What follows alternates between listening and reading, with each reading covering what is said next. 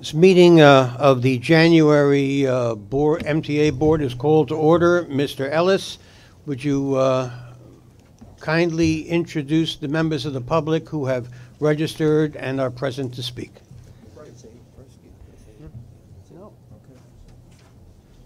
Thank you, Mr. Chairman. We have 22 members of the public registered to speak this morning. I'd like to remind the public speakers that in the interest of time and fairness to all speakers, we limit everyone to 2 minutes. Please be aware of the clock in the front of the room and the warning light you will see to remind you of 30 seconds to wrap up your remarks. Our first public speaker this morning is Seth Rosenberg, followed by John Ferretti.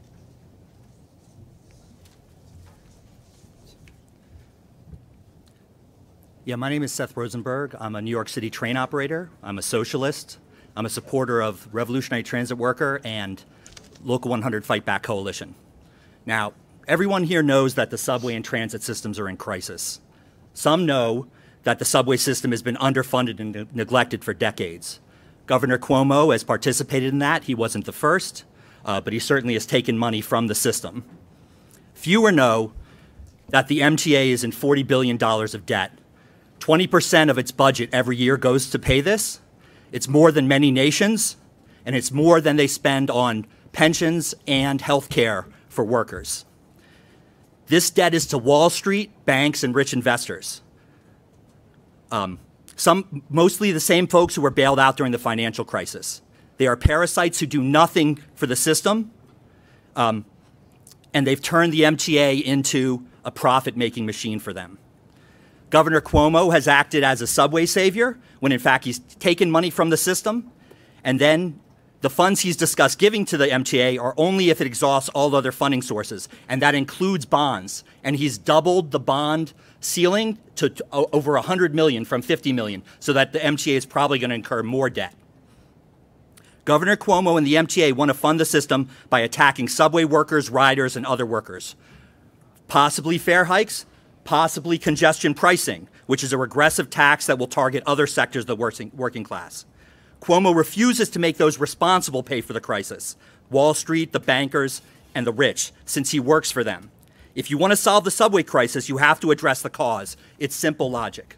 And the cause is the debt to Wall Street and the rich. I'm a socialist, and I think the MTA should repudiate the debt, but I'm reasonable.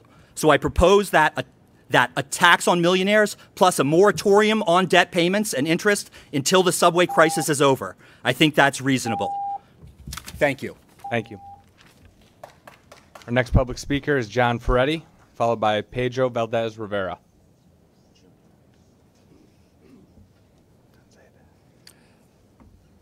Good morning. My name is John Ferretti. Good morning. My name is John Ferretti. I'm a train conductor in the New York City subways, proud member and shop steward of TW Local 100. As Seth Rosenberg just pointed out, all of Cuomo's and the MTA's plans to find new funding for the transit system, whether it's fare hikes or congestion and pricing, are in reality a tax and increased taxes on poor and working class New Yorkers who can least afford to pay for the MTA crisis that we did not create. Not surprisingly, Governor Cuomo's crackpot L train repair plan will also cause unnecessary and potentially very dangerous health and safety conditions onto transit workers and the overwhelmingly poor and working class transit riders. Just as the whole economic burden of funding the transit system is being dumped by Cuomo and the MTA on the backs of transit riders and workers to guarantee profits for financial parasites and real estate investors, Cuomo's L train repair plan forces all of the suffering onto transit workers and other working people who have to work during nights and weekends. Once again, this is to serve the profits of real estate speculators who are pricing most poor and working class New Yorkers out of their own city. And to give economic and political support to these parasites, Cuomo's repair plan is a recipe for unsafe work, speed up, and spreading potentially deadly carcinogens and other toxins throughout the subway system. In July of 2018, Branko Clever, the MTA's own head of Sandy-related projects for the MTA, estimated that the track work alone needed in the Canarsie Tube would take at least 3 years if done on night and weekends only. That's why the board for years has been saying that the only way to safely and efficiently do the work that was an emergency repair work, was a full shutdown of service. Cuomo's plan now means that if you're going to get this track one work and all the other work done in 15 to 20 months, the only way you can do it is two ways. Either push unsafe speed up onto transit workers, or that you're not going to complete the necessary track repairs and other repairs you've been saying for years procedures or emergency repairs that had to be done now. Transit workers unfortunately know all too well from experiences what happens when the MTA pushes quick fixes that push speed up to get jobs done on the cheap and says, trust us. I'm sorry, you don't have any credibility anymore. We know from the Montague tube what happened. Sir, if you could please wrap up your remarks. Spread throughout the system, and people eventually get lung cancer. Thank you. Thank you. Pedro, our next public speaker is Pedro Valdez Rivera, followed by Mary Parison Lavelle. Good morning. My name is Pedro Valdez Rivera. I live in a Bed-Stuy Nature building with my family since January 2016. I'm a Rise member since June 2013. I'm here to oppose the proposed fare hikes, and here's why.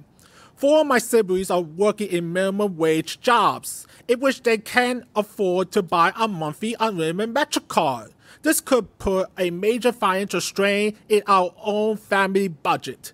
As for me, on some occasions, I took the J from Murray Avenue to Manhattan for very important meetings. The majority of the time, I have to wait 15 to 20 minutes for the J, all because of signal problems. In addition, adding an insult to injury, some of the J subway cars are so old that it could be breaking down more often, causing a safety hazard in between stations. I demand Governor Cuomo and the state legislature to fully fund any Bifur's Fast Forward plan by putting congestion pricing as the part of this year's state budget. Thank you for giving me an opportunity to speak. Mary Parison Lavelle, followed by Jason Pinero. Good morning. My name is Mary Parison Lavelle, Chair of Civics United for Railroad Environmental Solutions. Our communities have been advocating for new locomotives for more than 10 years. In 2015, it came to light that the Long Island Railroad had rigged their 2013 locomotive procurement. I attended a meeting at the governor's office in March of 2016 about this problem, and what the Long Island Railroad staff proposed at the meeting was accepting 2 more of the Tier 3 Plus PR20B switcher locomotives, to which I and other community representatives and elected officials emphatically said no. We told Long Island Railroad and the governor that we need the cleanest Tier 4 switcher locomotives, and that's what was promised to buy after the Long Island Railroad conducted a market study. Long Island Railroad's market study identified 2 manufacturers that could sell you Tier 4 road switcher locomotives. They were Progress Rail Services and Knoxville Locomotive Works. However, it's obvious when you read the RFP 6263 that the Long Island Railroad used this information to devise restrictive specifications that pre-qualified Progress Rail's prime mover engine and excluded the MTU prime mover engines that KLW and other Progress Rail competitors use. Long Island Railroad also devised a restrictive specification that excluded KLW's alternator design.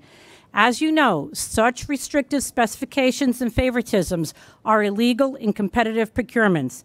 Please put KLW back in the competition without the unfair, restrictive specifications and favoritism that has marred the RFP 6263.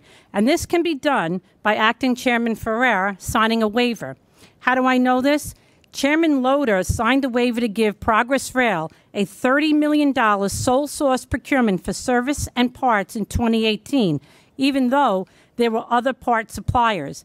And 2 months prior, Progress Rail paid $25 million after pleading guilty to make fake repairs for railroads and dumping parts in the Pacific Ocean. Thank you, Ms. Lavelle. If you could please wrap up your remarks. Waste Management purchased a near-zero KLW Tier 4 switcher through a U.S. EPA DERA grant operating at Fresh Pond Yards today. Please make RFP 6263 a real and fair competition. Thank you. Jason Pinero, followed by Mark Epstein. Good morning, MTA Board. I'm here today among you guys to tell you this. I'm against all fare and toll increases, and here's why. Neil, could you pay attention, please? Thank you. That will be very kind of you. Pay attention, because it is not, I'm not trying Mr. Pinero, I want to remind you there are some rules of conduct. I know that, Forgive me. Forgive me. I've reminded speakers of that in the past. You're not the first. If you would please confine your comments to everything other than engaging individual board members, I'd appreciate that. We know that, Freddie, but they should pay You attention. don't, apparently. When Would you we please? speak also, Freddie, it's not fair that you criticizing me by telling your board member to pay attention.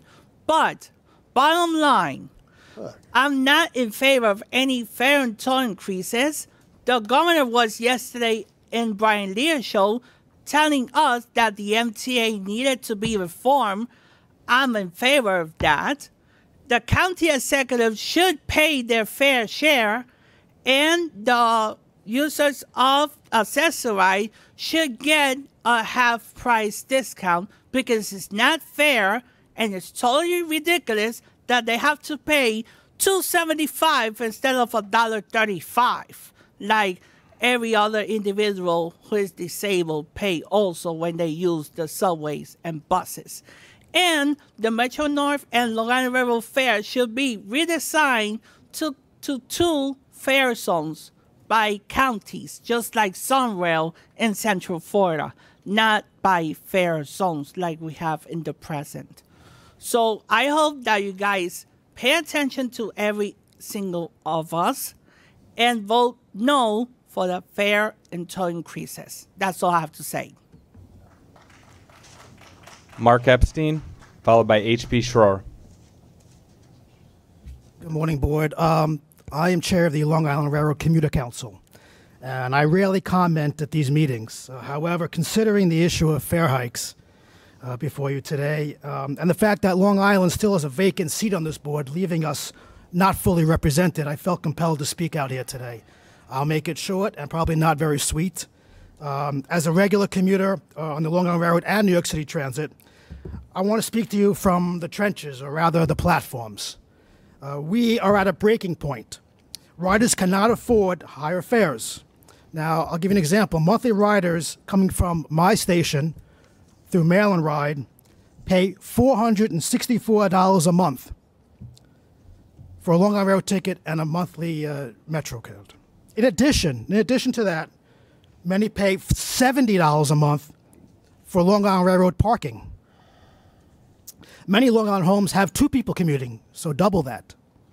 We are caught in the middle. We can't afford a fare hike, but also can't bear service cuts, maintenance cuts, or service cuts, which we are told may happen without a fare hike. We have all been saying for far too long that this cannot go on, but it has. We need a solution, and it can no longer be to pass it on to the riders. In this relationship, we, the riders, are doing our part. Long Island Railroad ridership is up. The MTA and the state need to do theirs, which is provide us with affordable, timely, and safe transportation. We understand and appreciate the difficulty of the choices you have to make. We ask that you understand and appreciate ours. Thank you. H.P. Schroer, followed by Colin Wright. Good morning. My name is H.P. Schroer, the director of You and Me Become We, a veterans advocacy group. First of all, I want to thank those members of this board, as well as many in the public here, who have encouraged me not to give up our fight to get a veterans discount. This board has said it could not afford to dedicate 2 cents to the veterans discount. The public supports a veterans discount, and our legislators in Albany have 2 pending bills which enable all veterans to purchase fares at the same price as seniors. How many of you know of these bills? Would you show your hand? I must admit, I was not aware of them. And since we started our campaign contacting legislators, we have more than doubled the number supporting the bill and need a few more assembly members to gain a majority. I challenge you, Mr. Schwartz. You said in the paper the other day we should seek other options and should not use a fare increase as a means of funding its budget and the dedicated 2 cents. Well, here's a way. The sad part is each day we deny a veteran's discount, over 200 will die across the country without getting benefit of one. New York, a veteran living in New York metropolitan area will spend an average of $45,000 during their lifetime to get to and from work. Veterans are a proud group and don't like to admit they need help. They are truly a silent minority in our society. 12,000 of them live beneath the poverty level. I ask all of you, examine your conscience and don't continue to deny a veteran's discount because of their age and the lack of 2 cents. Thank you, sir. Colin Wright, followed by Omar Vera. Hi, I'm Colin Wright with Transit Center. Demanding more from riders in exchange for service that's poor and worsening is wildly unfair. This is especially true for riders with disabilities and older riders who face the absolutely least accessible subway in the United States and who may be forced to pay more for tragically deficient access-ride service. Of the few elevators that exist in the subway system, most range from dingy to disgusting, yet serve a large and diverse segment of riders, according to a new report by Hunter College and Transit Center out today. This poses a major challenge for people with disabilities as they try to live their lives, whether seeking jobs, taking their kids to school, or spending time with family and friends. History shows us that in a competition for scarce funding like you face today, money for elevators and critical ADA enhancements will be the first on the chopping block. So it's up to the governor and the legislature to provide new, sustainable revenue on the scale necessary to seriously fix the subway and to finally meet the needs of all riders, including those with disabilities. But no matter the results of the budget wrangling in Albany or the fare you decide today, riders are asking you, members of the board, to demand better from your agency and to channel more resources to accessibility so people with disabilities can fully use the transit system that belongs to everyone. Thank you. Omar Vera, followed by Zach Arctisiano. Good morning and Happy New Year, MTA Board. Welcome to the January meeting.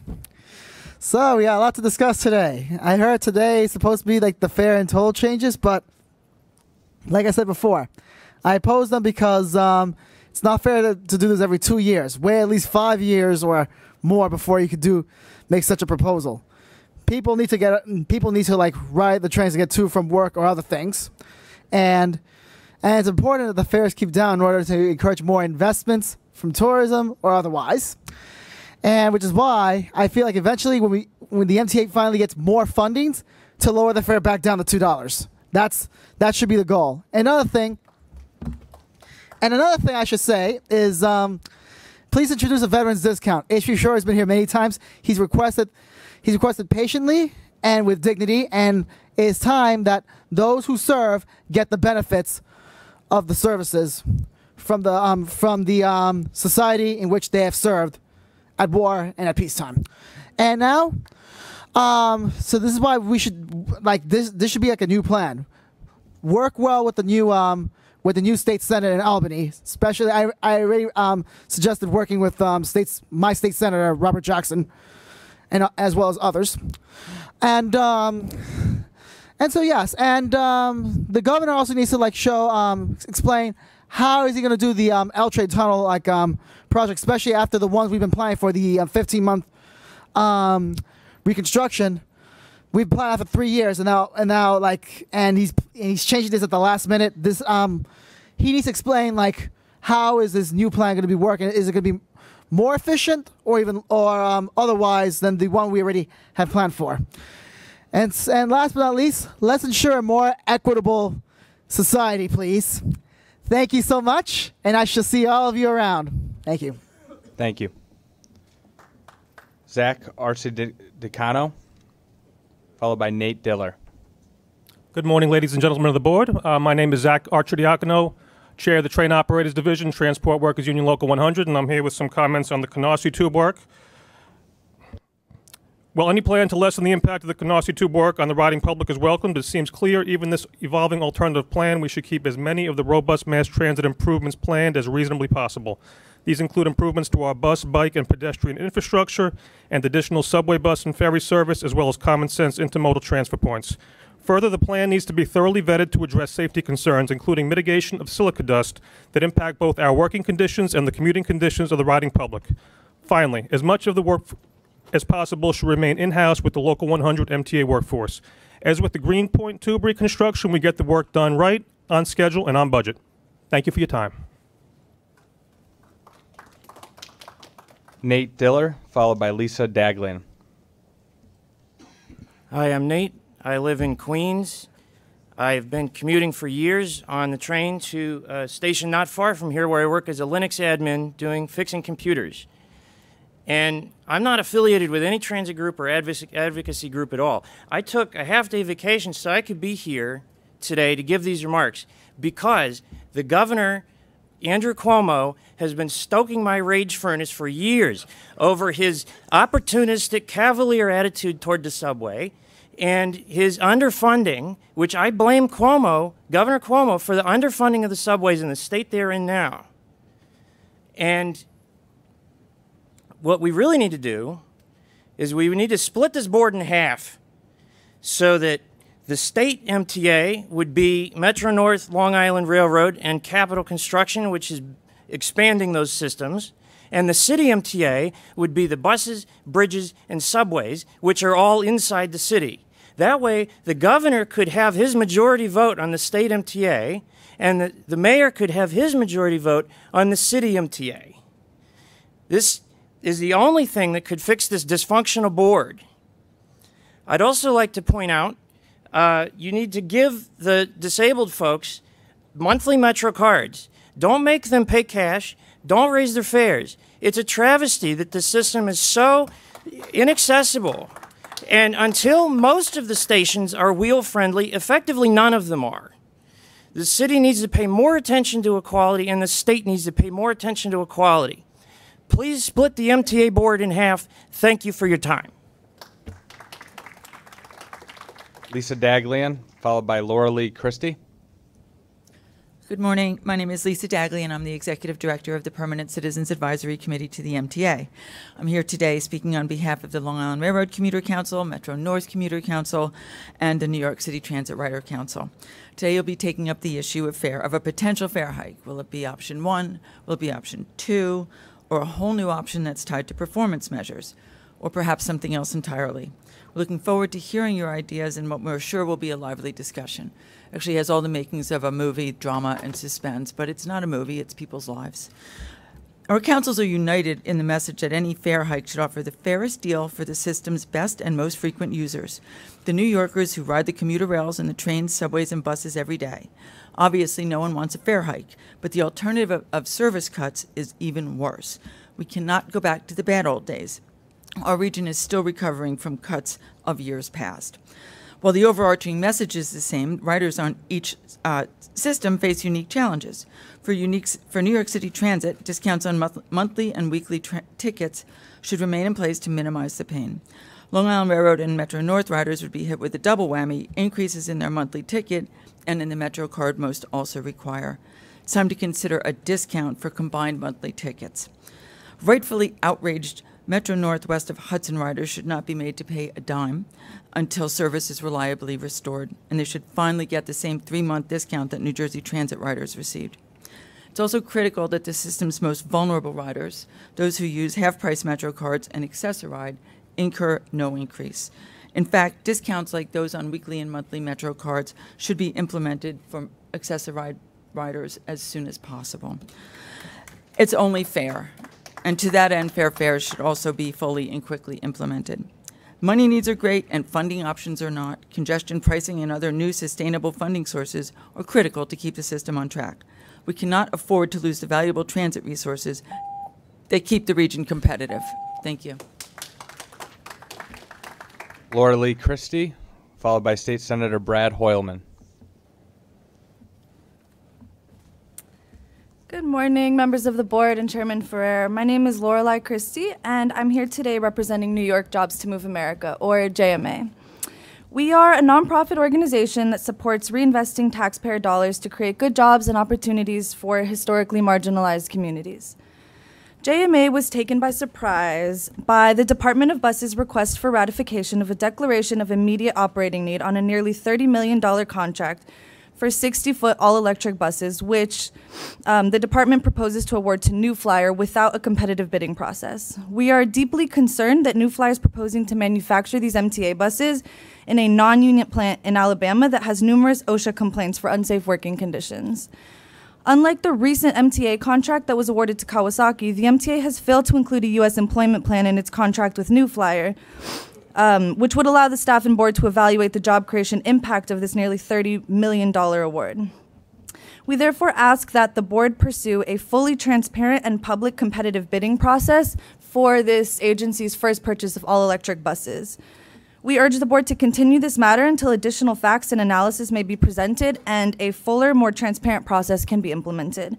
I've distributed copies of a letter to board members, so I urge you all to consider that letter before voting on this procurement today. Thank you for your time. Thank you. State Senator Brad Hoylman, followed by Robert Acevedo. Thank you. Good morning, Mr. Chairman and members of the board. State Senator Brad Hoylman represent the Upper West Side, Chelsea, Hell's Kitchen, Greenwich Village, East Village, Midtown East, Grand Central, part of Penn Station, a good part of transit users. I'm here mainly because I also represent 14th Street from east to west. But first, a few points. One, I wanted to state my opposition at this time to any increase in fares. The burden is already too high on riders, and frankly, you shouldn't be able to charge for worse service. I say not a penny more from riders until the MTA gets its house in order. Secondly, I'm mindful of my responsibility to help you do that. So we need to work together very quickly to pass congestion pricing in Albany and consider other sources of revenue, but we need a congestion pricing plan for my colleagues to review as soon as possible. Third, I want to point out the MTA's inability thus far to share information to elected officials and, more importantly, to riders about the status of the new L-Train plan.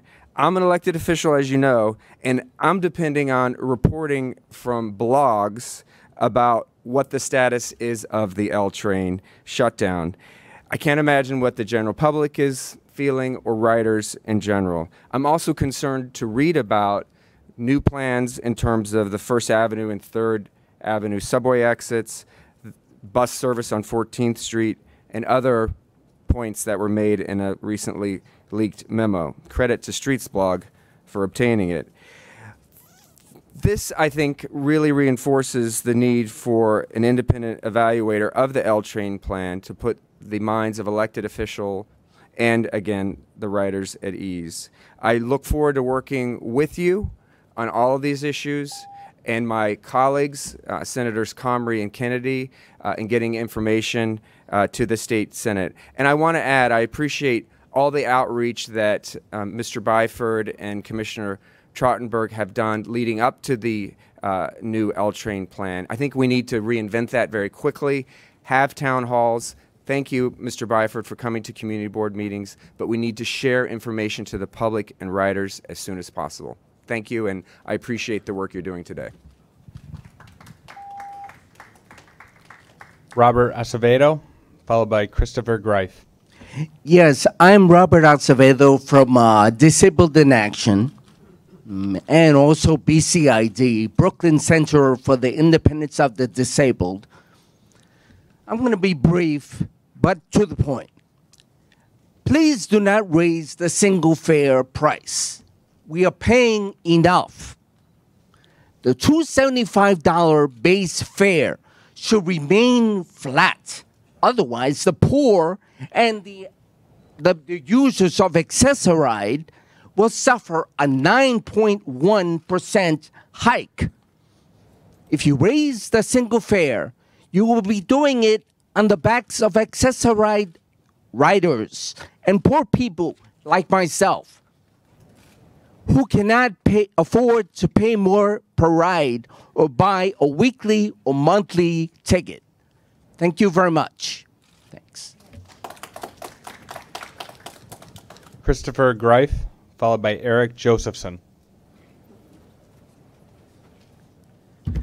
Good morning, everyone. I'm Christopher D. Greif, member of the New York City Transit Riders Council, also people with disabilities, and also representing Deborah Greif, who couldn't be here from the Advisory Council.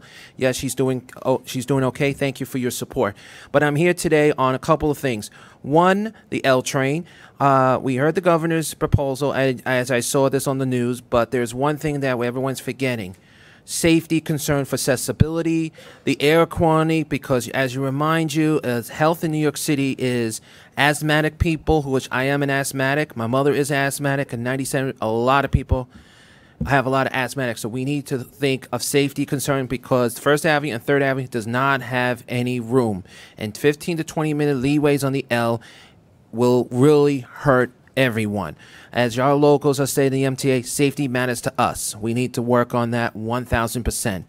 Fast Forward needs to still go on strongly and supporting this because we're in 2019. We need to work on it. As Byford has mentioned, working together with everyone here.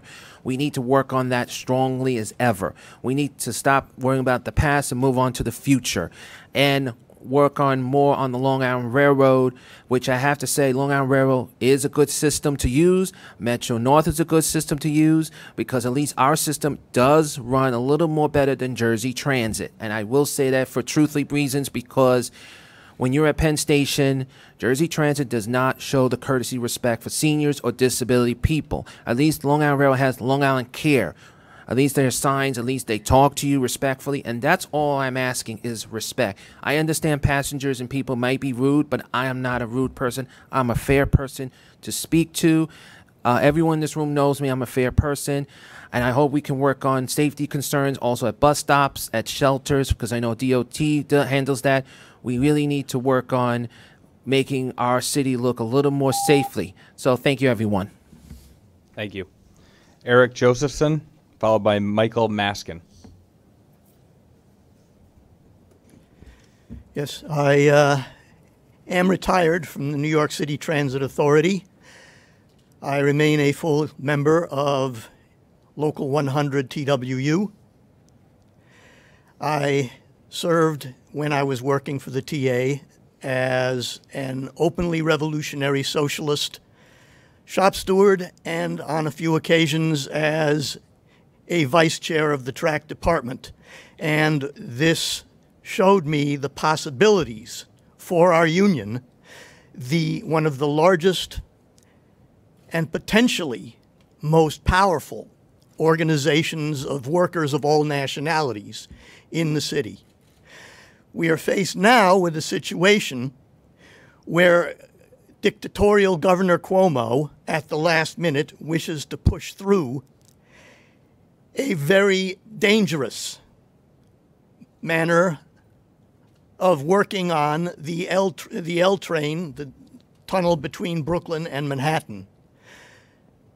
He is acting as governor like Trump is acting as president, and this is the kind of thing we have to stand up to.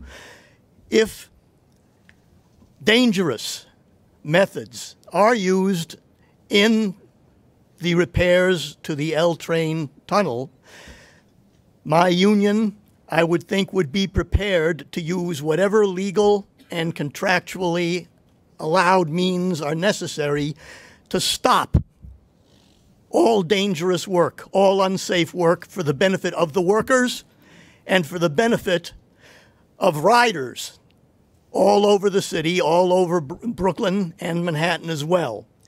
It's absolutely necessary. Let me also say that, again, looking at the whims of Governor Cuomo, that we oppose unconditionally any fare hike whatever, regardless of any provisions or supposed improvements that it would depend on. Thank you very much. Michael Maskin, followed by Joe Rappaport. Morning, everyone. My name is Michael Maskin. I am a community organizer with the Riders Alliance, a coalition of transit riders from across the city fighting for better access to our public transportation. Now, I spend my days riding subways all throughout the city, talking with riders about their experiences on the trains. And needless to say, I hear a lot of complaints. What has become clear to me, however, in these conversations is that riders are already paying more than $2.75 for a ride.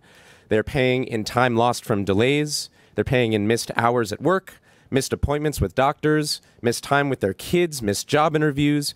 They're paying for a woefully inadequate subway system rife with delays, inconsistency, and inaccessible stations.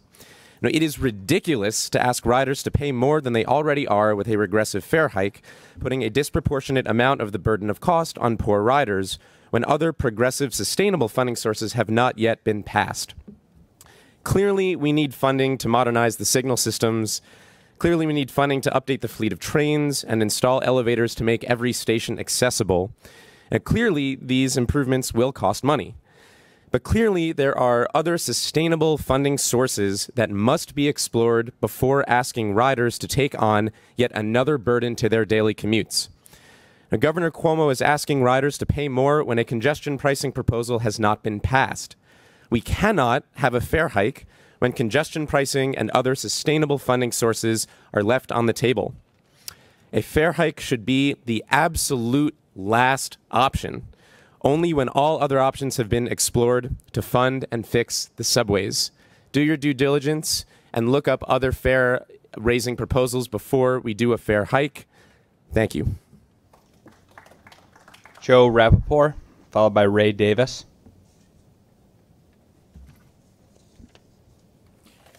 I'm Joe Rappaport, the Executive Director of the Brooklyn Center for Independence of the Disabled, and we're a member of the Accessoride Reform Group, ARG, describing the service that Accessoride riders get. Over the last few months, we've joined with Accessoride riders and 11 other disability groups to urge Governor Cuomo, Mayor de Blasio, and you to reject Fare Hike Proposal 2, which would raise the base fare and the Accessoride fare from $2.75 to $3. The fare's already too high, and we don't know what you're going to do today. None of us want a fare hike, but if the fare is going to increase, at least it should be done fairly. A fare hike in the base fare hurts our community disproportionately, and I know you've heard by now, I hope, some of the arguments against raising the base fare. Accessoride riders would be paying $3 a ride, while other riders would be paying an average of $2.73 or less, 27 cents less, more for people who ride Accessoride. Riders who ride Accessoride aren't eligible for discounts. In fact, they have to use cash a quarter century after the MTA started using Metro cards. Accessoride riders are still on fixed incomes, and other riders with disabilities are still more likely to be at or below the federal poverty line, same as 2 years ago when you made a similar decision. You had to make a similar decision about raising the base fare. And it's still a struggle for some other riders to get the cash to pay for a bonus card. Riders who need just one ride would actually pay $3.25 if you approve Proposal 2. We covered many of these arguments in our letters to Governor Cuomo, Mayor de Blasio, and all of you back in November. We urge you to do the right thing. Keep the base fare at $2.75. They're revenue neutral, so it shouldn't be a tough choice. Thank you. Ray Davis, followed by Jennifer Solomon. Okay, I'm going to be real quick because I got to the bathroom. Yeah.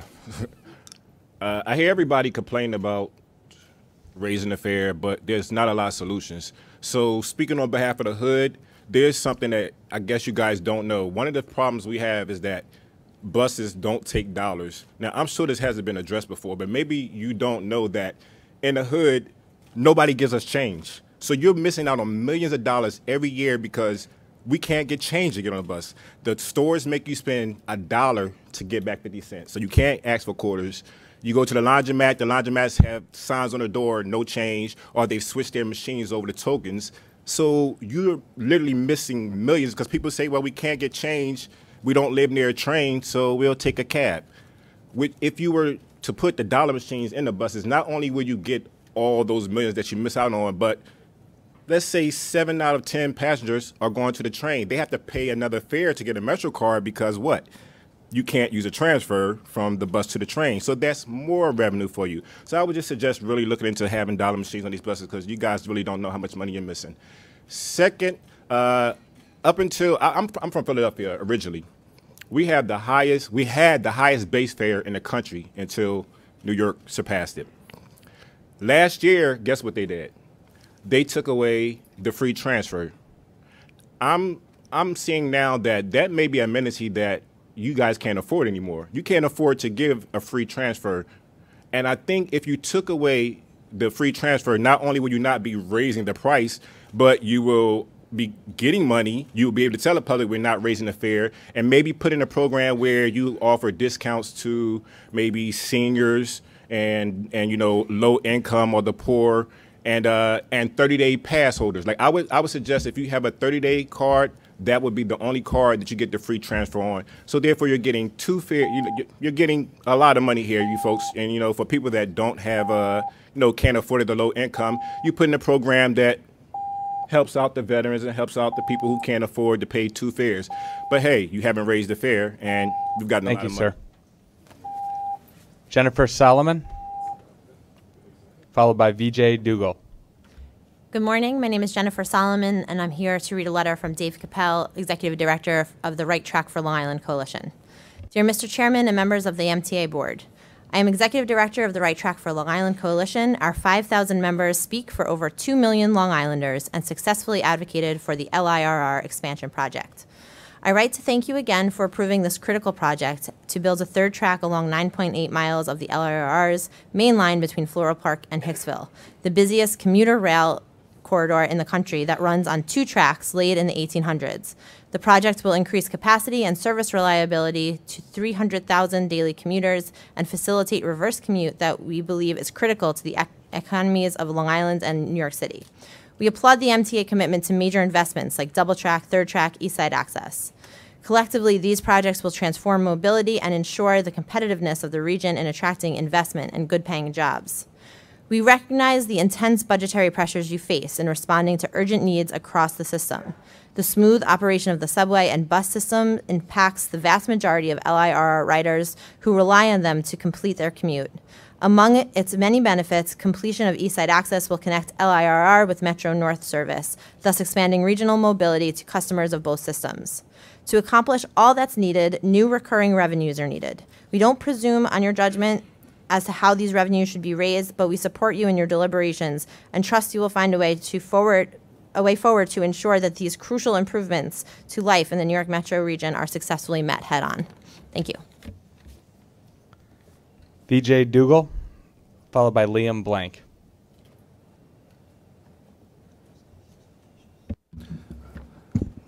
My name is VJ Dougal. I'm an architect. I had previously distributed some proposal for the subway track safety. I'd like to mention that I heard a lot about new sustainable source of funding, and I'd like to share with you that I have in fact found about $10 million per year sustainable revenue for the MTA. I have distributed a letter to the board. If you have the opportunity, take a look. This letter, previously I had filed a Freedom of Information request stating the number of injuries and deaths, and there was a correction. MTA responded that I made the correction. Still, as you see this blue chart here, 2017 was the worst year ever as far as subway injuries and deaths are concerned. To the member of the press, anyone interested, they want to know. Second, I had the solution. I had a response actually too from the MTA. I had proposed, if you see the last page, it's a decorative safety deck that will be installed within the tracks. And if anyone falls in this deck, it will turn on the yellow blinking lights, like in the path of incoming train. So this advertising will generate in the tune of $10 million per year because it will triple the advertising space for the MTA. And there were two objections that were raised by the MTA. First of all, they said how would they have the access to the equipment in the track? So you see the number 2 page that I have illustrated provided access panel that will allow the access to the track equipment. And number 2 objection was the steel dust, they say, may be collected on these advertising panels.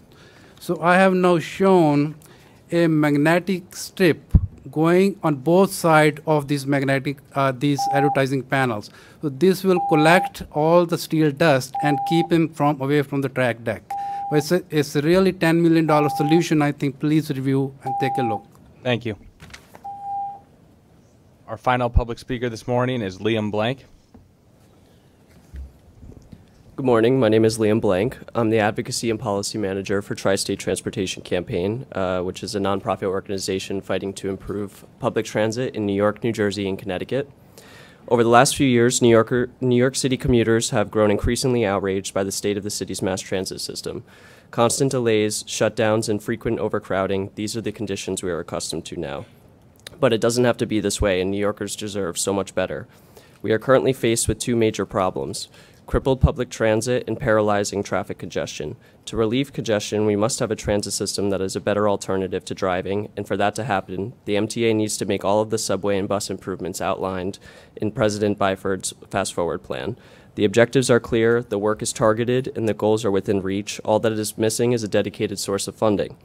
At a time when New Yorkers are feeling immense dissatisfaction with transit service, raising fares will only worsen the MTA's reputation and make commuting more stressful for people who need the most relief.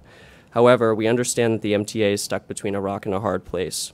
Without action from Albany, raising fares is really one of the only practical ways to keep the system's head above water. But again, it doesn't have to be this way. The obvious solution is for Albany to pass and implement congestion pricing. Experts predict this will decrease traffic levels by 13% and raise up to $1.5 billion in annual revenue that could go directly toward public transit improvements. A fare increase will not accomplish these goals. A global city like New York deserves a transit system that we can be proud of. If we can't fix public transit in the most transit-dependent part of the United States, what does that say of us as a region or as a country? It's time for the governor and the legislature to stand up and fix our crumbling transit system before our problems worsen and the solutions get more expensive. The sooner Albany gets to work, the sooner millions of commuters can get to work. There's no more time for delays. Thank you. Thank you. Mr. Chairman, that concludes our public comment period for this morning. Thank you, Mr. Ellison. Thank you all for coming and sharing with the board. I'll make very brief comments this morning. First, I want to congratulate Andy Byford on all the progress we're seeing on the subway action plan. He set an ambitious goal to reduce the number of delayed trains by 10,000 every month, and we've seen him exceed that goal. And congratulations. Water main break in Chelsea poured an awful lot of water on the L train tracks. And again, the employees of New York City Transit rushed to the scene, removed, repaired, and replaced damaged electrical equipment, and had full service up and running just after noon. They deserve our thanks. Speaking of the L train and keeping our city moving, I want to take a moment again at this board meeting to personally thank Commissioner Polly Trottenberg for continuing cooperation on this project and working and committing resources to long hours, better understand that new plan and avert a full shutdown. I want to thank the City of New York for all of their efforts to work with us to expedite a new plan. It's our common goal to reduce the disruption as much as humanly possible. A personal favorite of mine, Penn Access. I just signed an MOU on behalf of the MTA with Empire State Development and Amtrak that opens the way to developing 4 new stations for Metro North on the in the East Bronx. That will connect a central transit desert with the rest of the region, Manhattan South, going up to Westchester and Connecticut at a fraction of what we're accustomed to paying for links like that. Let me just congratulate everyone who spent so much time on this and so much effort and extended such great support. Today we'll approve a contract with HNTB, at least I hope we will, for the project's preliminary engineering and design. The MOU opens the way to that.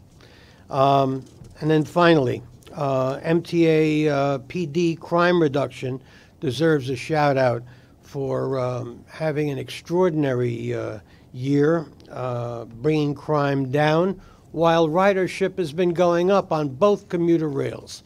It's an extraordinary accomplishment, and we salute you all. I also want to report to you that management reforms will be contemplated between now and the February board meeting. I'll have a report for you at that point. May I have a motion to approve minutes? Second? Any corrections? All in favor? Minutes are approved. Mr. Ward? Thank you, Mr. Chairman. I'd like to make some comments, a motion, and maybe a suggestion if I could. I'm concerned about the upcoming fare increases. I'm concerned particularly about how they impact handicapped people.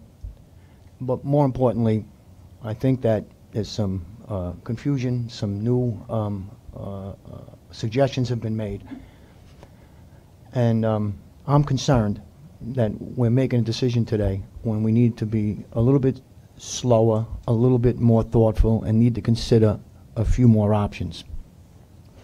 I think it would be a good idea for this board to consider tabling the fare increase until we've had some time to think about it and be just a little bit more thoughtful. And I would make that motion. I would like to make a suggestion, which is this. I was very impressed recently that some working groups on procurements and on paratransit yielded great results. We got smart, competent people to chair committees. They were able to spend some time with other board members and critical staff members from the MTA to come back and make real recommendations to the board to solve problems that have been intractable and difficult to solve over the years. I would suggest that we consider doing the same thing with the fare hike. So I make that motion. Thank you. Mr. Chair, additionally to Commissioner Ward's point, given a change in state law that precludes us from voting on toll increases until February, I would second the suggestion of Commissioner Ward to delay this until February, this being the fair vote discussion. A motion has been made and seconded. I will decline the opportunity to comment because I think statements from our two board members are clear enough. If there are no questions, Mr. Schwartz. Thank you, Mr. Chairman. I support the comments made by Commissioner Ward, and I do support and think we should vote to delay acting on any fare increase today. I also support his recommendation, one that's been made by me and others on the board, to create a working group to look at other revenue alternatives rather than just looking at a fare increase as a revenue alternative, with the priority being riders first, budget second. And one of the suggestions I'll make is to convene a working group within the Finance Committee to begin immediately, and you don't have to be on the Finance Committee to participate if you want, to come up and look at all kinds of revenue opportunities to minimize or offset any potential fare increase, and have those recommendations ready well in advance of the meeting. And the other thing, because I've been very vocal about it, and I just want to keep it on the record, is that if we have to, in February or whenever, vote for some type of fare increase plan on the riders, I can never support a fare increase unless there's some kind of performance improvement metrics that ensures the riders that they're going to continue to see, hopefully in the future, better service and more reliability. I made a vain effort in a short period of time to try to come up with my own set of metrics, working with the MTA to do that. Those metrics were to improve on-time performance, to reduce the number of delays, whether it's signal failure, track failure, car failure, to ensure, at least on commuter rails, that there was adequate seating on the trains by reducing the number of short trains on the system. I have no pride of authorship on what the metrics should be.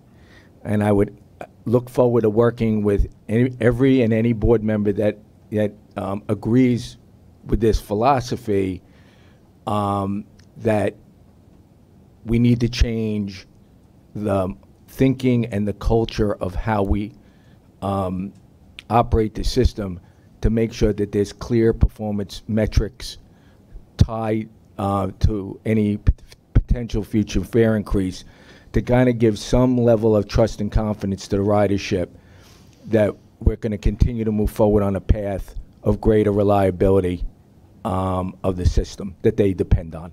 Thank you. All right, there's been a motion made and seconded. It's pretty clear. All in favor? Second? Opposed? Abstaining? The motion carries, which... Oh, Mr. Saul abstains. This means that in the next month, we will be considering not only what is before us, but all the other alternatives, consulting widely among the board, as well as stakeholders, and bring this back for a vote at our February meeting. Now, I think I was going to call on Mr. Reckler to make his report on cost containment to the board. And Mr. Saul? Fred, I would like to just talk for a second about the L-train situation. Fine, I just want to be heard on this important item.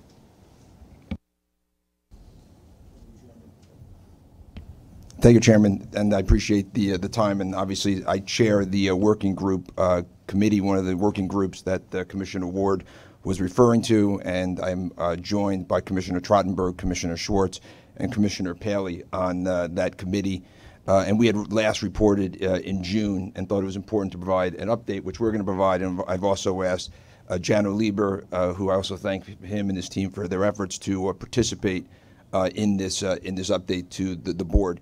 You know, obviously, just from the commentary we heard from the public speaking in some of our discourse, this issue is incredibly important because everyone relies on our transit system, understands how critical it is for the economic vitality of our region and their quality of life and being able to get to work, to see their kids, to go to doctor's appointments. But at the same time, we have a responsibility to make sure that we provide them with a level of service that meets the standards that should be expected, and that we invest their money, the public's money, in a way that's responsible and efficient. It is clear that our system needs more money. It's clear that our system needs to be upgraded. There's two ways to do that. One is to raise fares and tolls and congestion pricing and other revenue sources. The other is to get more out of every dollar by operating and investing our capital more efficiently, and that's what this is all about. It's also clear when I speak to the public and when we hear for the public coming here that the public has lost all confidence in the MTA's ability to actually invest their capital wisely, right? And that's one of the challenges when you ask for increases in fares is they feel their money goes to a black hole and they don't see the output of what that investment is going to. And so it's critical for us, if we're going to start asking for funding to upgrade our system to a 21st century transit system, to fund Andy's Fast Forward plan, which could be $40 billion and another $20 billion to get our system up, that we can prove to the public and regain their trust that we can invest wisely. And we've been woefully horrible at it. I mean, every headline isn't talking about what we're doing, positively. It's talking about delays and challenges and overruns on our budgets, and that's we have to change that if we're going to be able to move forward, and that's really part of what this is all about. One thing I want to make clear, because we all have a lot of this discussion, and is that from my view of looking at this is not about the people that are running the MTA or about the people in the field, the men and women that are working so hard. These are great public servants that are doing everything they can to ultimately try to move forward and put the best product forward. This is about having a bureaucracy that's a Byzantine bureaucracy that's been around for decades, that has layers and layers of challenges and hurdles and habits that have been formed, inefficiencies that have been there, and it's hard to break those types of patterns when you have that type of bureaucracy. And as we've seen in some of our discussion even last week or earlier this week on the L train, when you have the bureaucracies like this, it basically drowns innovation. It drowns the ability for people to think of new ideas. It doesn't leverage the best of our resources as we go forward. And so this is something that needs to change if we're going to be moving forward. And as I think Senator Holloman said earlier, we need to get our own house in order before we start spending the public's money in a way that's inefficient, and there's a lot of work to be done. So that was really the nature of the report that we went out, and we raised 3 areas that we thought were the main drivers, and frankly, there's some low-hanging fruit within that. And just to remind everyone, the first was the unbalanced risks. Being in the construction business, if you look at the contracts that we have at the MTA, all of that risk that normally would go in a balanced fashion between the MTA or the owner and the construction contractor is being put on the contractor, risk that they can't control. And so when you have a lot of risks that people can't control, then they need to pad their quotes in case something goes wrong. And so there's this term that we taught the contractors, what they call the MTA factor, which to deal with all these risks that they don't know about and how big those risks can be, they put 25% on the top of what a normal budget would be for a project. And so we need to better balance our contracts to deal with that risk and get rid of that MTA premium. The second is the layers of bureaucracy and red tape. These have been added, and these processes and controls, and I think they were well-intentioned in terms of guarding against corruption and laying off some of the risk. But really, at this point, there's no one that's responsible to look at these protections and asking whether the benefits of the incremental protections outweigh their cost. And so you need someone to ultimately do that, and someone that can look through and cut through the red tape, because it drives away competition. As we've talked about, we have the same contractors bidding over and over again. We need to open up that competition, and it drives away innovation. And the third is weak project management, and it starts at the beginning. Many times when we scope out our projects, we don't do a good enough job really scoping out what the project is. We have a guesstimate that then becomes our budget, and as that goes forward, then people are then held to a budget that really wasn't necessarily the correct budget. So we need to spend more time up front, not put out numbers prematurely, and make sure we're putting the best project forward along the way, and we need to have good project management as we move forward. And then, to make matters worse, when we actually put out approved budgets and contracts, we put them out with specifications that are inflexible. So when they're in the field, people aren't able to say, here's a better way to do this. Let's adjust. Let's find ways to do this more efficiently and effectively. And so those are the 3 major challenges that we need to focus on. And we put together 3 areas of focusing on in our first June recommendations. And the first one, as a reminder, was to better allocate the risk between a more constructive working relationship with our contractors. And we recommended first design build. And we've talked about this a lot, using design build contracts to create a more collaborative relationship with our contractors and balance the scope of contract disputes, et cetera. Is key, and we're going to talk about some of those areas, and use various contract incentives to get work done faster. Again, doing this increases competition, better pricing, and encourages innovation. The second area was to attack the layers upon layers of red tape, and we recommended 3 things. Cutting change order processing time, cutting submittal processing time, and simplifying specifications and seeking to avoid customization to get better prices on equipment. And the third area was project management. And to better manage our projects, the biggest thing we recommended was appointing a CEO who's ultimately accountable for the execution of that project. And in our world, we have different stakeholders that have different demands. And if you take everyone's demand and layer it on, no project gets done. So you need someone where the buck stops that ultimately can say, no to a stakeholder, it's not worth us making that change, or we're going to move that project forward, and the cost is too great. So those are the 3 recommendations we made. We made those recommendations 200 days ago.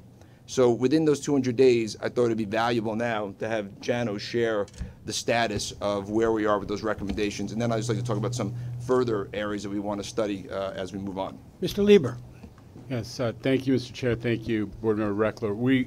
I have been leading a staff team on this board initiative, the working group on cost containment, but we've had the benefit of what we call champions in each of the operating agencies. So I'm going to report on what the my fellow operating agencies, through their presidents and through their leadership, have accomplished on the initiatives that that Scott spoke about.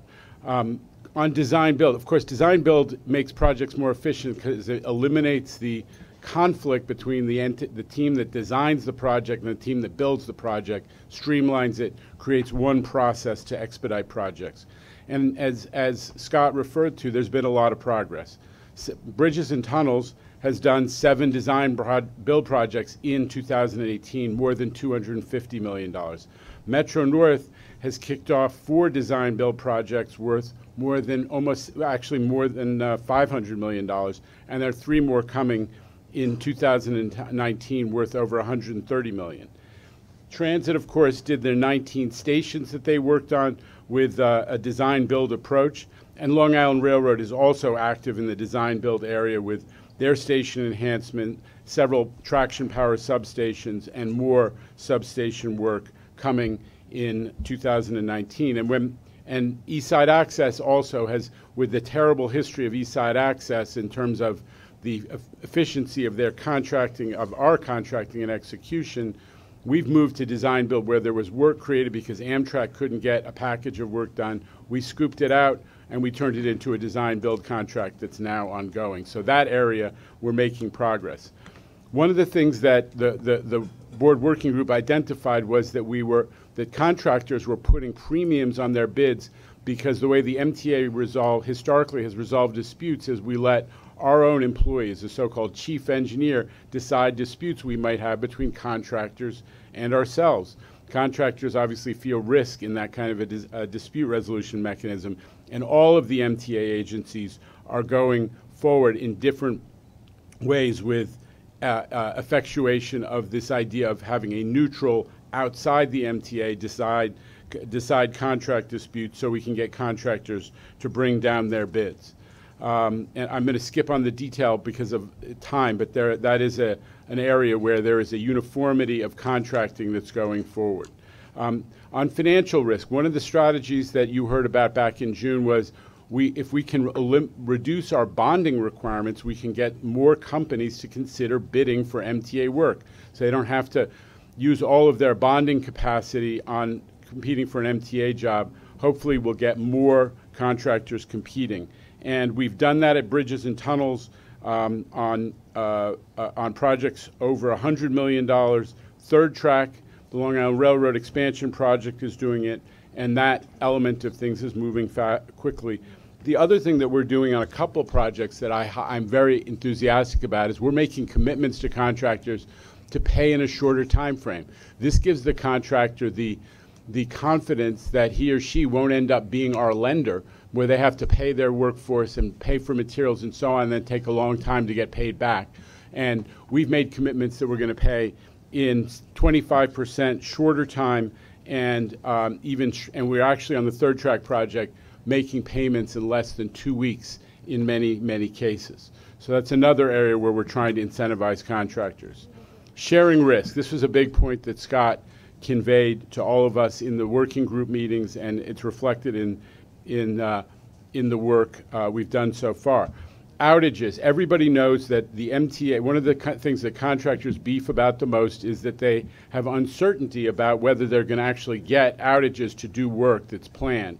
And even sometimes contractors historically have showed up with all their workforce and all their materials and all their equipment, and the outage gets canceled. Well, that is being changed.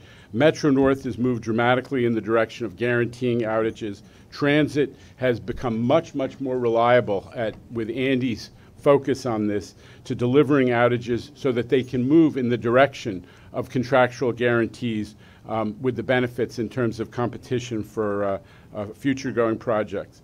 And this is an area where I think we are collectively all moving in the same direction. Outages need to be certain for contractors to eliminate some of that padding. We're also taking responsibility for making sure that utilities will actually do their part of a job. Sometimes contractors don't want the risk that the utility company won't come tear out the light pole or do a connection that's required by them. We are, in our contracts, taking more responsibility for that all across the agency, and that also is, I think, over time going to lead to more confidence and lower bids.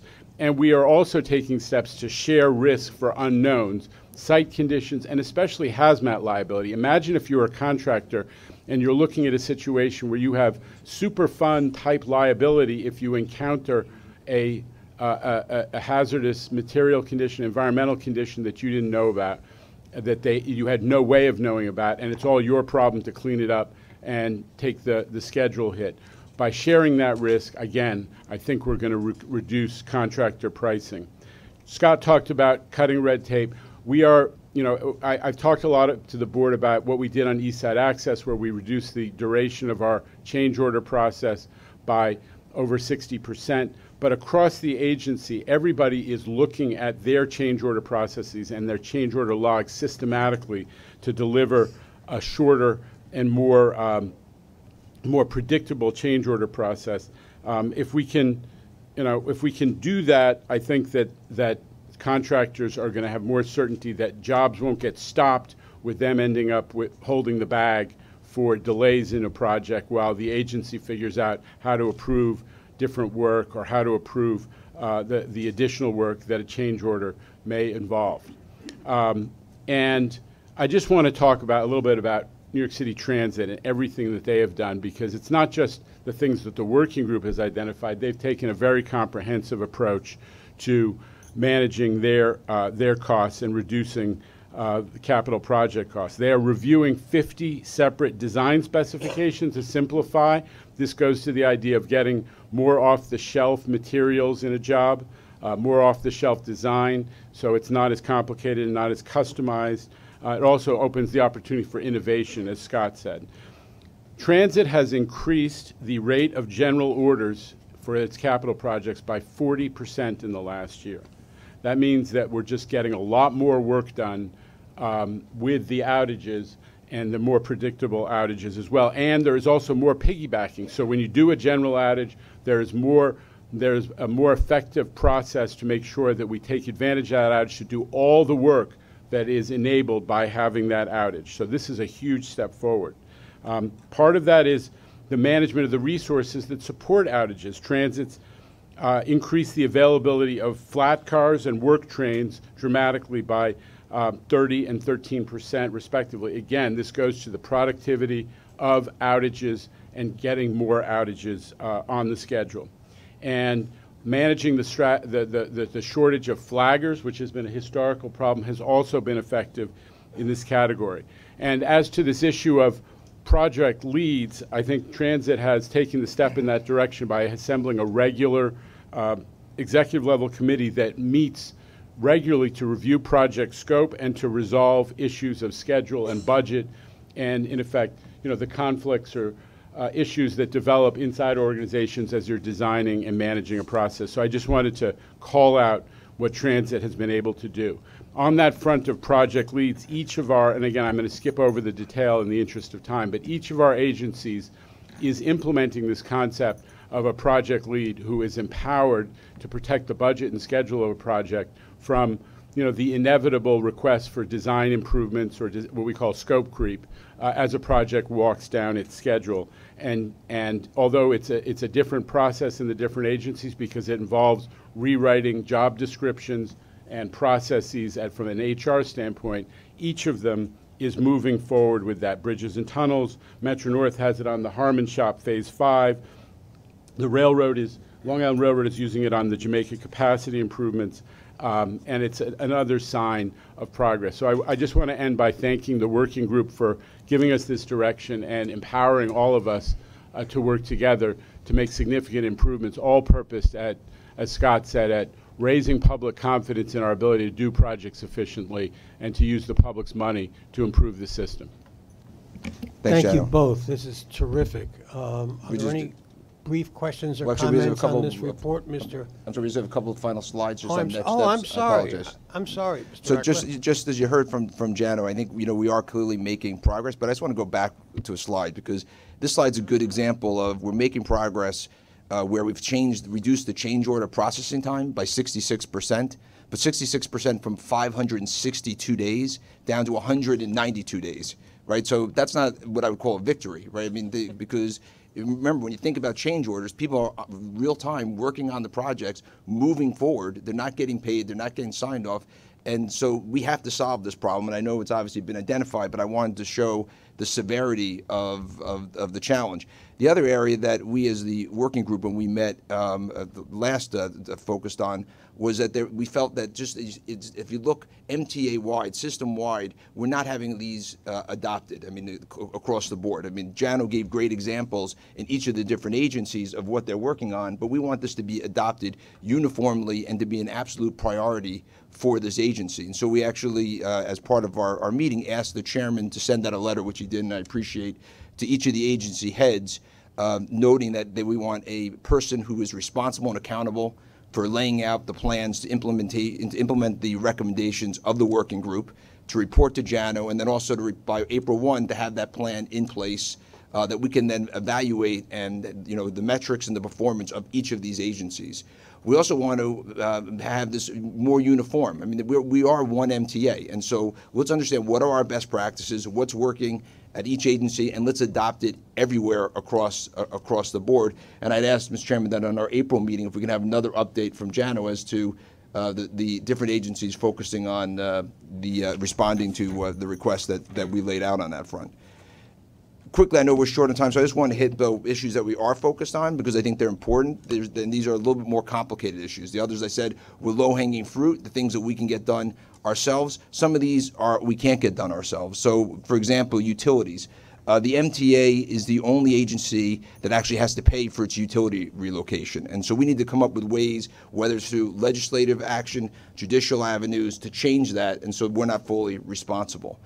Labor cost and labor work rules. You know, we have a very constructive relationship with our partners in labor, and as we've heard around this table many, many times about their willingness to adopt and help us find ways to get things done, and have found ways to get things done. But one of the major flaws in that relationship is we're not even at the table negotiating our contracts with labor. So the people that have to work as their partner aren't there. It's done with the contractor group, CGA, the Contractor Association group. So the Contractor Association. So General Contractors, I apologize, General Contractor Association.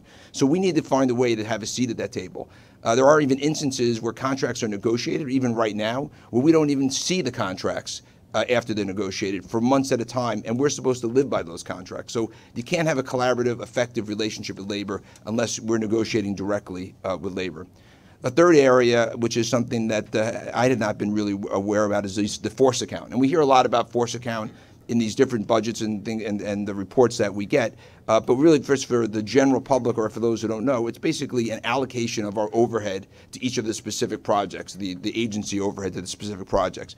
The problem is there's no transparency or internal processes of managing the allocation of those costs. So if you're managing a project, you don't even know if those costs are being allocated to your project, sometimes to 6 months or more from when the project's done. So if you're trying to manage to a budget, you have no control over knowing what that budget's going to be for the force account, or seeing transparently where their money's being put in, or if it's appropriate for those monies to be put on that project. So one of the things that we talked about was modifying the force account process to create accountability, to create transparency and visibility. The next one that we've identified is the MWBE participation. And obviously, you know, we're proud and we think it's a laudable goal to have 30% of our projects having MWBE participation. But we've seen and we've heard, even again at the L-Train meeting, one of the speakers came up, a person that runs a minority firm, and he was talking about how he's trying to manage through the delays of getting paid. You know, these firms don't have the staying power to be able to do MTA jobs if they're not paid on a regular basis. And so while we're trying to, the goal is to help these firms succeed, we're setting them up for failure. And we need to modify this program so that it ultimately achieves the success that we want. Again, this is not an easy thing to do, but I think we all need to sit down, and maybe that's another subgroup to see how we ultimately get that done. Another flaw with this program is that the NWB firms that have matured enough, that actually have the capacity and the sophistication to do some of our larger projects, by the rules of our MWB program, aren't allowed to be counted as part of our 30%. So they don't participate. So when we actually succeed and grow these firms to that level, they default out of the program, which again I don't think makes any real sense, and we need something to focus on as we go forward. And lastly, is this project management of our consultants. We all hear time and time again about the amount of consultants we're hiring. I think there's value in consultants, but they got to be managed tightly. We need to know what's their budget, what's their objective when it's completed, move on and have a report, and be able to have metrics to see is what our expectations of what we were going to pay them and what they were going to achieve, ultimately penciled out, and they delivered what they were expected to deliver. So those are our final goals going forward. And now back to you, Mr. Chairman. Thank you, Mr. Reckler. And Mr. Lieber, this is a spectacular report and good progress reported. So thank you. We stay on track. I think this will make a huge difference in the way we turn out product. And again, thank you very, very much. And look forward to hearing more about this in April. First, Mr. Albert, and then Mr. Saul, and then Mr. Schwartz. I guess this is directed for Jano. Jano, have you heard in sizable numbers from potential bidders on MTA projects that our bonding requirements are such that it makes it impractical or impossible for them to actually bid? I don't know if I would use the word, in numbers, but I've consistently heard that when contractors look at MTA jobs, one of the issues of whether they even bid is, am I going to tie up, how much of my bonding capacity am I going to tie up? That if it is functioning as a deterrent as much as we hear about it, it's a real issue. And especially, we don't have to give up security. There are other forms of security that can be used, whether it's a corporate guarantee, a letter of credit, or otherwise. It's just that if they give up all their bonding capacity, they can't bid on any other public jobs. Is it? You can't attribute a percentage of fewer bidders as a result of this? No, but it's an issue that consistently comes up. Thank you.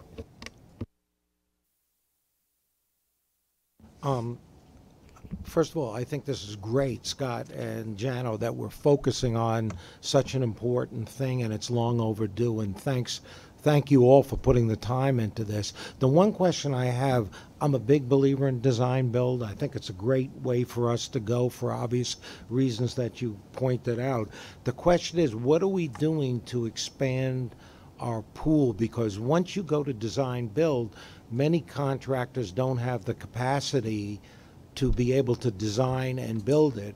And in a way, you could be limiting the competition. I've found that a lot of our contracts over the years, when we've gone to design build, we've had a lot of initial interest when a project's put out for bid, but then because they don't have the internal capacity to do the design and the function, we lose them. So on one hand, it's a great thing, and I think it's the way to go, but we have to be able to expand our pool from our existing contractor base to new people, and I think that's the key to the pricing that we're going to get. And I hope that part of this program here is to really look at what we can do to expand this pool. Scott, I don't know how much time you and Jano have spent on this. But yeah, no, I think that's a fair point, and then Jano can add also. I think part of it is when you're doing a design build, what the scope of that is, and many of the different things that we spoke about here in terms of qualifying, putting up guarantees and bonding and all these things. The more that you loosen those scopes, the more you make it a user-friendly contract and balanced contract. Even beyond the design build firm that's doing it, the subcontractors underneath there, you'll have a wider pool. And I think one of the things that you've pointed out in many of these meetings is that we may have a parent contractor on the front, the subcontractor may be the same one all the way through. that's because we have to avoid them having to be held to the same limitations and constraints that are out there. The other point I want to make that you were speaking about, and I think it's important, Jano said on our committee meetings, I thought was interesting, he said the third track will be a good avatar of, is this working, right? We're starting from scratch. So one way I think that, and the reason I raise this to the board, is that, you know, we have a project that we're trying to do following this approach. And so if we can demonstrate to the public that, you know, since implementing this approach versus some legacy projects like East Side Access that's really hard to shift once the train left the station, I think we'll demonstrate that some greater confidence in that. So I think it's important for us to watch the third track project very closely to see what's working and what's not working. Mr. Schwartz. Thank you, Mr. Chairman. First, I just want to thank Scott and Jano and my other colleagues on the cost containment, Polly and Mitch, for the work and the time that was put in here to come up with all these recommendations, which I think will lead to a future where we're going to actually do capital projects on time and on budget. And I want to thank you, Mr. Chairman, for your effort to help keep this thing on track, no pun intended. One of the things, and I quickly mentioned this to Scott, that I'm asking the cost containment working group to continue to build on. One of the themes you heard from Scott and Jano is about project delivery. And I want to explore the possibility of limiting the type of contracting the MTA does. I think we still do things like low-cost bidding. I think that's kind of like old school and out of date.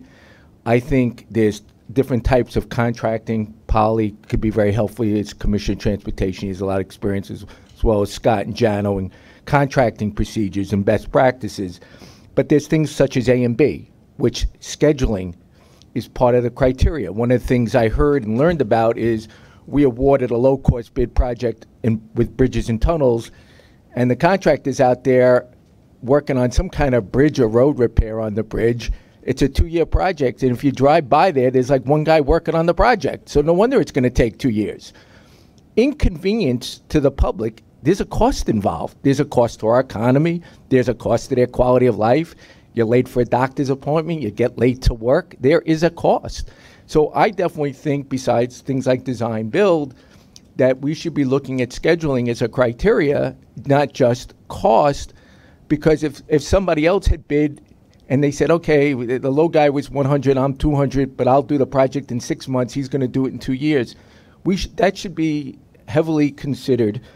There's another contracting method called construction manager general contractor that I would ask that we look and explore at. But I really think one is there should be a structure, a role in the type of contracts for specific projects that should be used. So one is I would like us to explore this and kind of quickly come back and make recommendations, because we're constantly awarding contracts, and I'd like to see if we can have a structure or procedure in place. And the other thing is, and I will discuss this with the other chairs of the various committees, since all contracts don't go through one committee. Finance doesn't review and approve all contracts. The Commuter Rail Committee does. I'm sure New York City Transit does. I'm not sure why every committee has certain contracts, but let's put that aside. But one of the things Mr. Chairman, I want to talk to the other chairs about is whether or not a process should be put in place where before the MTA goes out and puts contracts out on the street, there's sort of like a pre-approval discussion in committee. So in other words, for example, you got Project X, I want to use this contracting method. Here is the reason and rationale why I recommend this contracting method over another contracting method. Okay, great, that makes all the sense in the world, go ahead and do it, versus just coming to us and asking for contract approval after the fact. So I want to discuss that with the other chairs and see whether or not they think, in addition to seeing if we should just limit us or the type of contracting procedures to deliver projects should be limited to, say, A and B, design build, and maybe something else, but to create some kind of a contract pre-approval process through the various committees. Thank you. Mr. Tessitore. Thank you. So, just really quick, and I've raised this issue in the past, just a reminder of the options of the internal workforce. So you don't have to put out a bid for any of the work that we can perform in-house. I know the scale of the projects that we're identifying in the presentation are larger scale, but before we put out any requests for work, again, an internal look at what we can do ourselves. I think that's easy enough. We already employ project managers, we already employ engineering workers and electricians and all different types of workers in-house. And so that doesn't cost anything to at least take a good look at what we can do ourselves in a lot of these projects before we look outside. We have the tie-in work anyway. We're working with these contractors at one point or another alongside of them to finalize the work or introduce the work. So maybe in some of these opportunities, there's the opportunity we could do it ourselves. Mr. Zuckerman. Just add a couple of things on top of what Mr. Schwartz said. One, a compliment is great work, and it's necessary work because we're now modifying the behaviors, whether the memo that comes from the chair, to the fact we're doing this in a board meeting, the fact that we have a major division president leading the effort, modifying the behavior about cost management is very important. I'd add a couple of things from my experience doing a lot of this work for many of my clients, which is very difficult work because you're changing incredible amounts of behavior for an extremely large organization that's operated the same way for a long time. Mr. Schwartz will find these to be similar to other things he talks about. I think, one, I'd like to find out whether your working group or whether the board in general or individual committees need to set specific KPIs to track or metrics, key performance indicators, to track the success of this, because each of these are great ideas, and the one metric you showed is a good indicator. I don't know what the best indicators are. I don't know which are leading versus lagging. So like we do it with safety, like we do with operations, I'd like to do that. I don't think it's solely about the net result of did we spend that money, because it's hard to tell whether we actually saved. When you spend everything you're allocated, that doesn't mean you saved as much as you could. The second thing is, and this may go to something Bob Foran does all the time, I generally find it helps to have a target. I generally find it helps to set a goal, financial goal for this kind of work. Just to say let's save is to me useful, but saying we need to save X and to actually see a result the way we calculate it would be, I find satisfying. It could very well be within Bob's number for what we are required to save that has yet to be identified, and that could be sufficient. I leave it to the working group to debate it.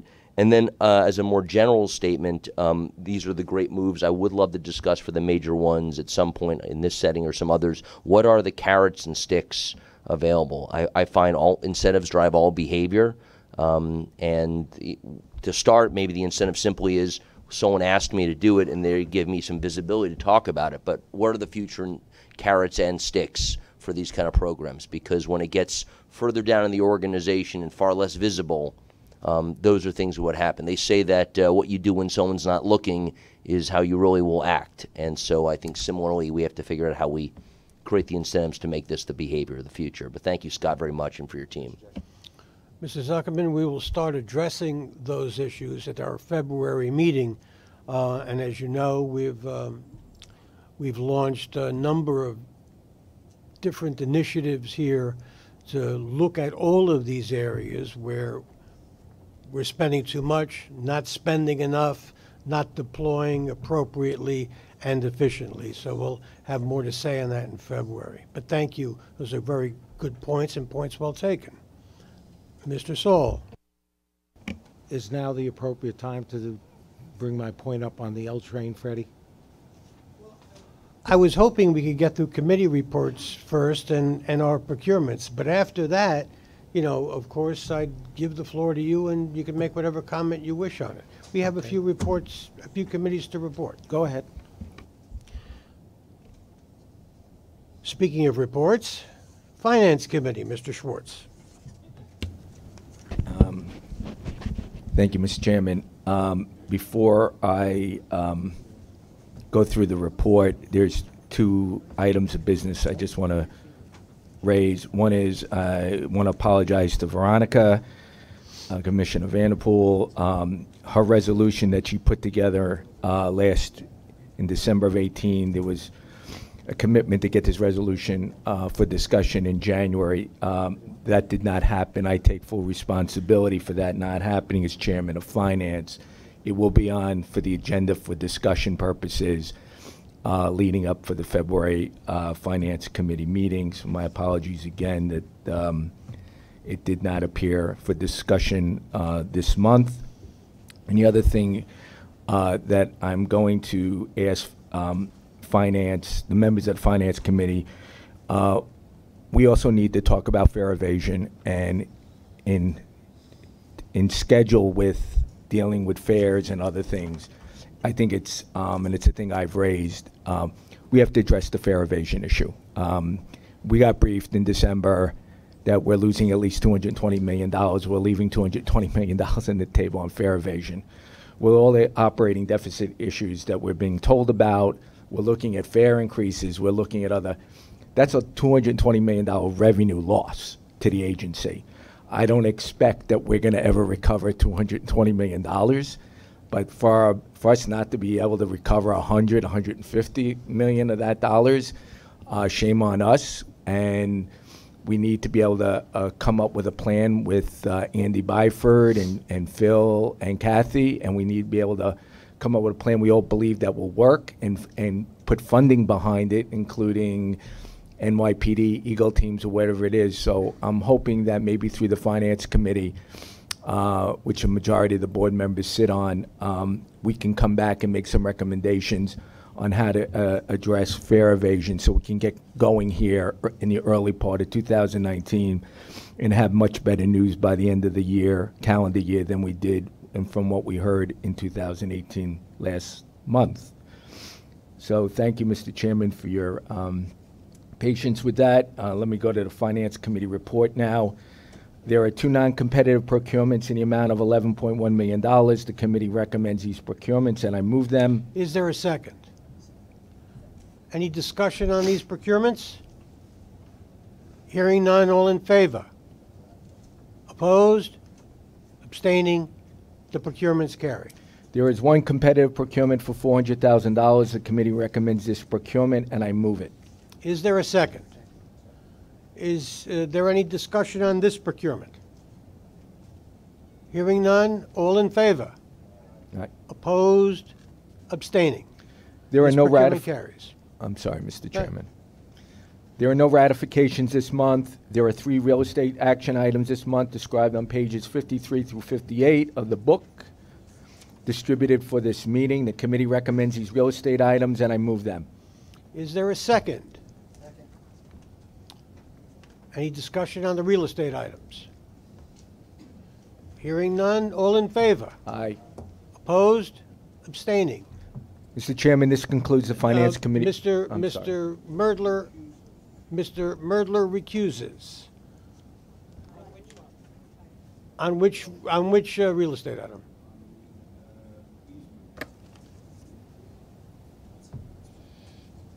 Could you repeat that? I'm sorry. The easement one. Ah, okay. Is there anything else? This concludes the Finance Committee report, Mr. Chairman. Thank you very much, Mr. Schwartz. Transit and Bus Committee met. There are 3 non-competitive procurements in the amount of $26.4 million. The committee recommends these procurements, and I move them. Is there a second? Any comment? Hearing none, all in favor? Opposed? Abstaining? Procurements carry. There are 5 competitive procurements for $228.7 million. The committee recommends these procurements, and I move them. Is there a second? Second. Any comment on these procurements? Hearing none, all in favor? Opposed? Abstaining? The procurements carry. And there's 1 ratification this month for $27.3 million. The committee recommends this ratification, and I move it. Is there a second? Any comment on it? Hearing none, all in favor? Opposed? Abstaining? This concludes the Transit and Bus report. Now Metro North Railroad, Dr. Metzger. Thank you, Mr. Chairman. First, kudos to Metro North Railroad for getting their trains back on track in less than 2 hours after a water main break above their Harlem line in Mount Vernon. The Metro North Railroad Committee met on Tuesday, and I report the following. There is one action item. The action item asks the board for approval for Metro North to enter into a fourth memorandum of understanding with the City of Newburgh for Metro North to reimburse the City of Newburgh for the lease payment for parking and ferry landing facilities that are used by the Newburgh Beacon Ferry for the period covering January 1st, 2019 through June 30th, 2019. The committee recommends the action, and I move it. I'll second it. Is there any discussion? Hearing none, all in favor? Opposed? Abstaining? This carries. Thank you. There's one competitive procurement for MTA Capital Construction. This is one of Freddie's favorite. This is for the Penn Station access, which includes a base amount of $32.24 million plus up to 2 options as described in the staff summary on pages 89 through 92 of the board book distributed for the meeting. The committee recommends the procurement, and I move it. And I am proud to second it, but I know that Mr. Merdler has a comment, and I will yield to him if he wishes to second. Mr. Chairman, I ask the board's indulgence for a moment. Approximately 40 years ago, the then borough president of the Bronx proposed a way in and by which the people of the Bronx would finally have a game changer, as would the people of Westchester and beyond.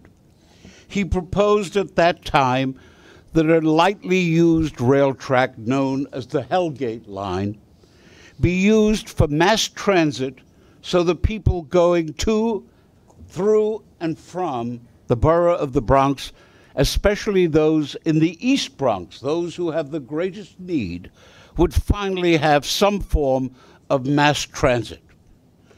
That foresight was exercised by a borough president by the name of Fernando Ferrer, now the chairman of this board. His suggestion is a game changer for the people of the city of New York at an economic base and one that makes perfect good sense. It was seized upon by the current borough president of the Bronx, Ruben Diaz, to make sure that the people of the city of New York finally have the kind of service they are entitled to and need. Mr. Chairman, I congratulate you, I thank you, and I ask you for permission to move this resolution. That is recorded. Thank you very much. Mr. Chairman, if I may. Mr. Pally. Obviously, as some people understand, this project has caused some consternation on Long Island because of the impact, perceived impact, on the Long Island Railroad. I am confident that the Long Island Railroad and Metro North and Capital Construction working together can create a project which is tremendously, first of all, tremendously beneficial to our region, and do so in a manner in which everyone who commutes, regardless of where they're coming from, will be able to do so in a safe and convenient format. So in that context, I am pleased to vote for the resolution, sir. Thank you, Mr. Pally. Mr. Brown. Yeah, congratulations again. And Mr. Mordler's pretty good Spanish on Ferrer. But there's a couple things I want, we all love this project. It's a very important project, critical project. And ask yourself, like, why is it a critical project? And why is it a game changer? Is that what Chuck said, or whatever metaphor you used?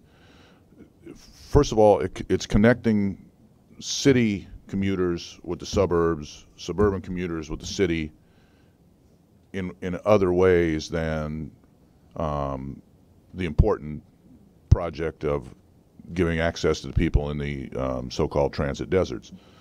This is an example of how we all do better when we all do better. And when it comes to Long Island Railroad, maybe the Long Island Railroad should take advantage of relationship with Brooklyn and Queens in the same way that Metro North is leveraging the relationship between the Bronx and the suburbs in this sort of enterprise. And the other aspect of it is it's utilizing what I refer to as dormant right-of-ways. And it wasn't really a dormant right-of-way, and there was equipment running on it, but it was not our equipment running on it. But we have dormant right-of-ways sprinkled throughout the region that represent potential transit-oriented development opportunities, that represent possibilities of access from those transit deserts. And I think those two elements are what really sort of hidden in the background of this project make this so critical. It's really beautiful, and as Chuck said, it takes a long time to make good soup. It was, a long time in making this up, or I guess it was a long time to make good pernil.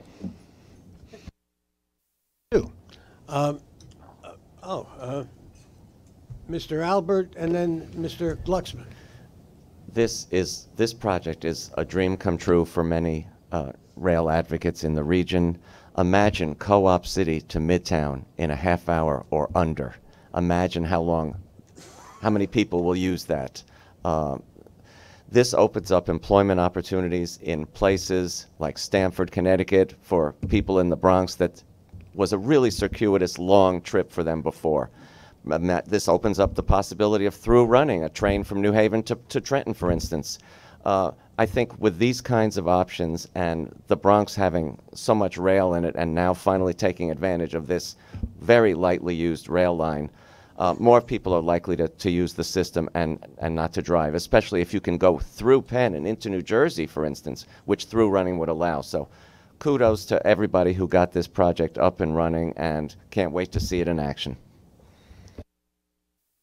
Yeah, as a Bronx-born former resident, this is a very long time coming.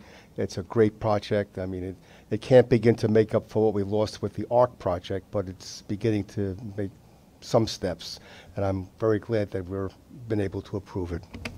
Thank you. Before we call the question, I just have, I'm sorry, Mr. Weisbrot.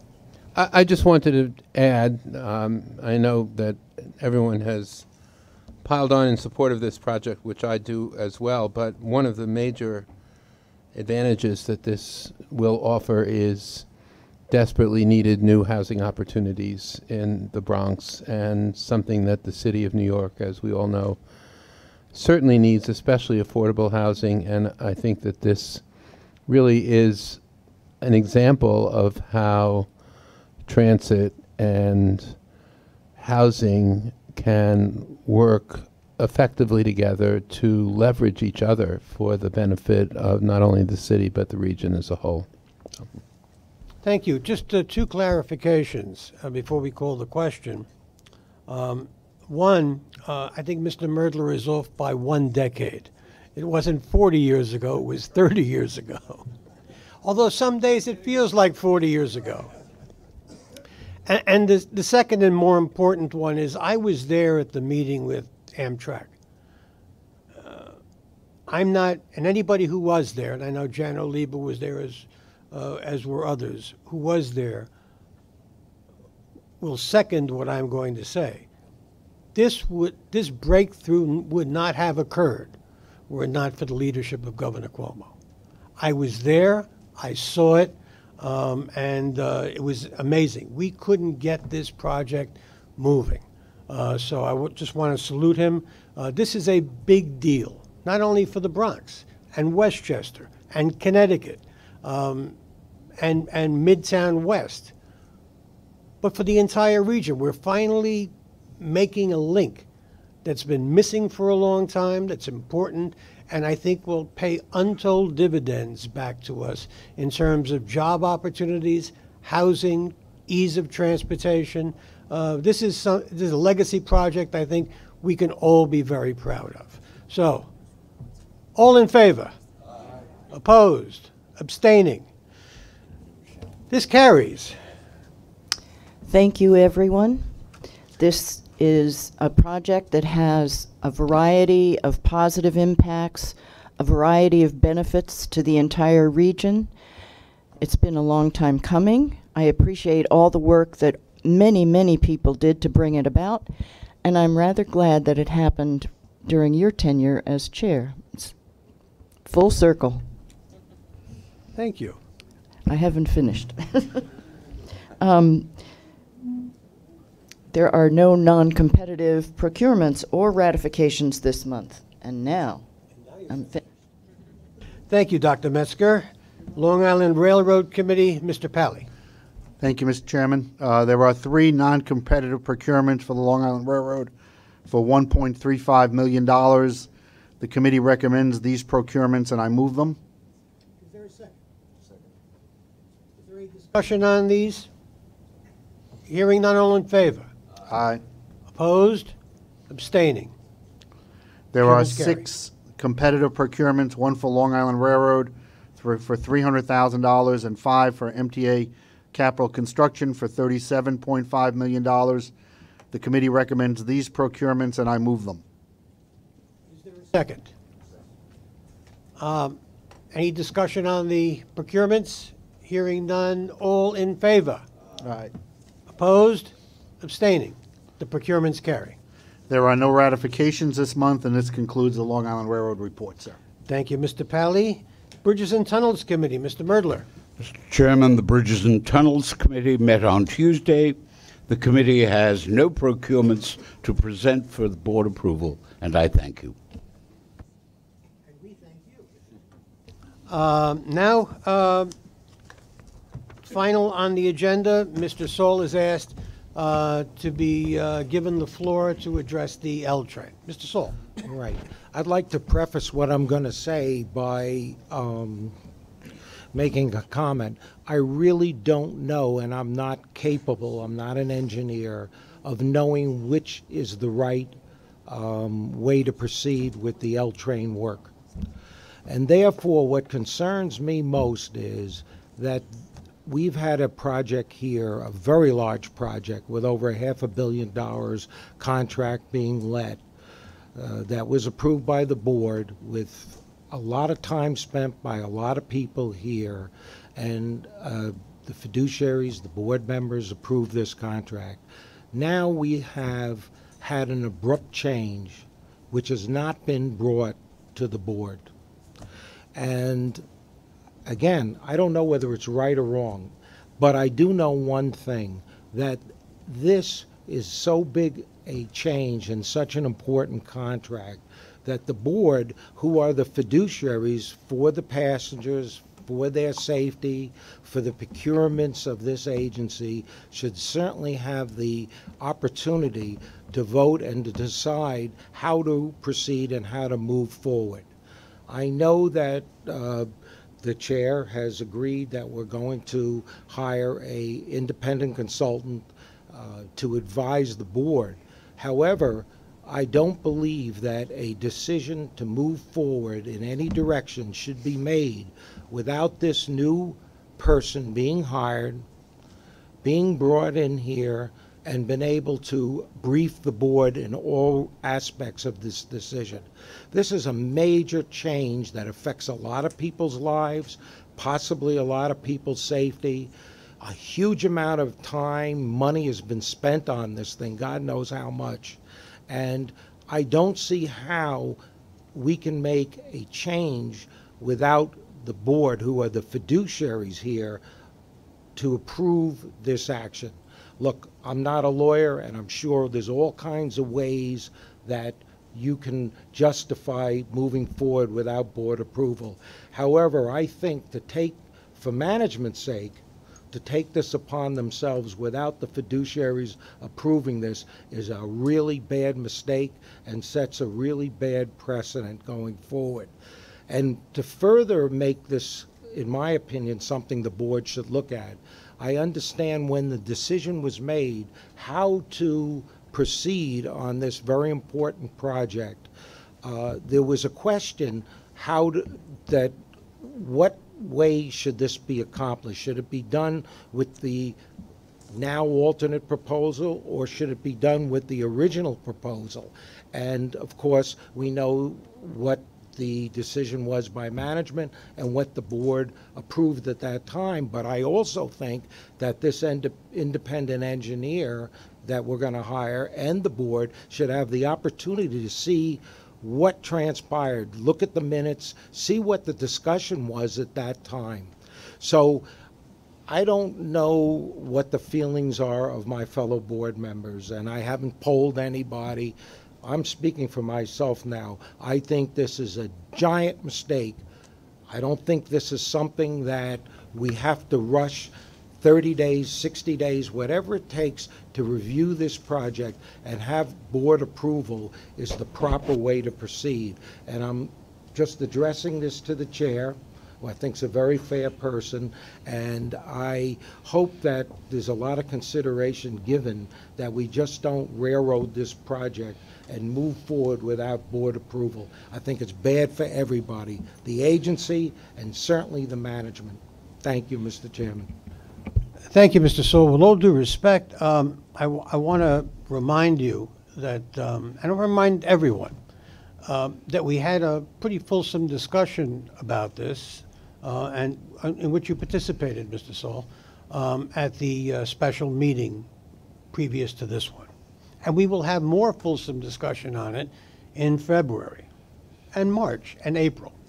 And it is true that we are engaging the services of an independent engineer to consult with the board. It is also true that the board and board members specifically, you all know who they are going to be participating not only in the selection of that individual, but with all of us hearing from that individual, evaluating information, and making choices. Nothing will be done in the dark of night. Nothing will be done behind closed doors. We're all doing this out in the open. So I want to assure you that no one intends to make a mistake. Neither do I. And no one intends to do wrong by the riding public. So, Mr. Merdler, and then if you a rebuttal, if you wish. 275,000 people every single day. That's what's at stake here.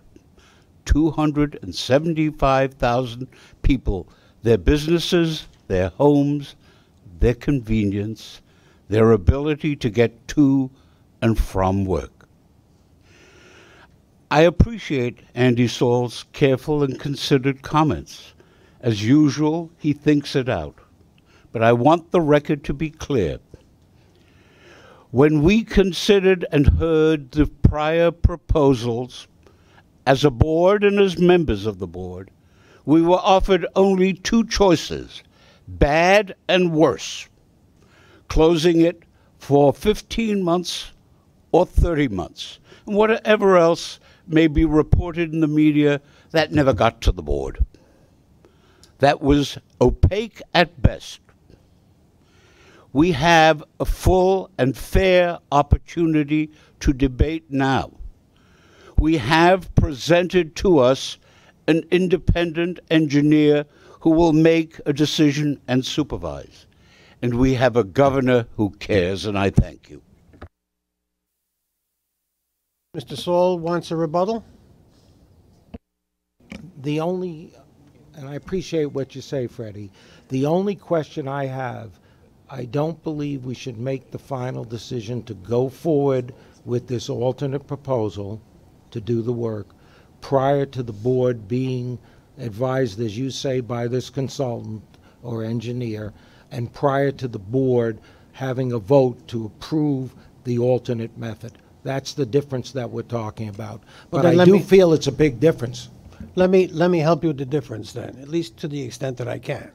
One, I don't believe in creating uncertainty in the lives of either 225 or 275,000 people. Don't matter. That's a lot of people. It's a lot of riders who use the L train, as I have been on it, at almost all times of the day. We're fiduciaries and we can step in at any time. But I'm certainly not. I remember Tom Prendergast used to say, I feel like I have a split personality, CEO and chairman. Well, I'm, at least on an acting basis, I am both. And as acting CEO, I'm not going to delay this project one day if I don't have to.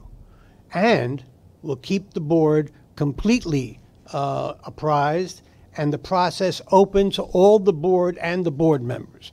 Any request for documents, any request for information is always immediately honored. So we'll continue to do that. As I think most everybody knows, I'm looking out for the riders, as most people here are.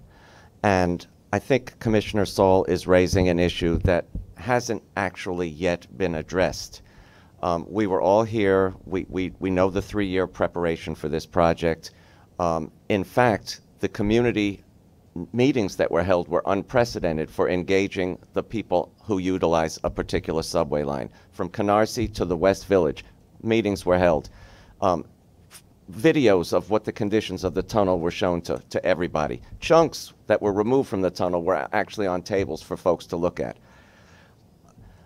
At the end of that process, riders were asked, would you rather see 2 years of weekend night shutdowns or a 15-month get in, do it all, and get out? That project was estimated to last between 75 and 100 years worth of lifespan. Now we're presented with a plan prior to hearing from our independent consultants.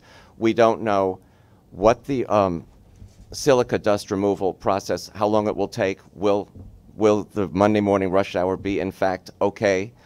Will workers on these, working in these tunnels the weekends that they're closed, be wearing masks and riders not? How will that appear? We don't know how long this fix is good for. We don't know what other alternate service plans are available to L-train riders. 20-minute headways, nights and weekends on a line that's used to having 2- and 4-minute headways. You know, there's got to be alternative means, obviously. And I'm just worried that we don't know enough to have said we're going with option B yet.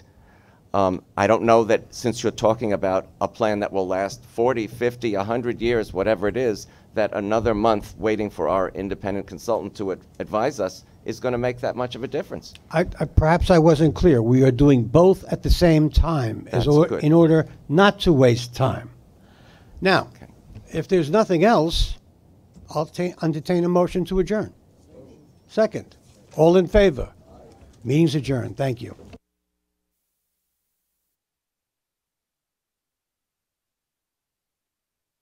I guess we're ready. All right. Good. Sure. Okay. So, Mr. Chairman, I wanted to see if you could elaborate on what kind of dialogue around the fare and toll hikes you want to see over the next 30 days or however many days until the next meeting.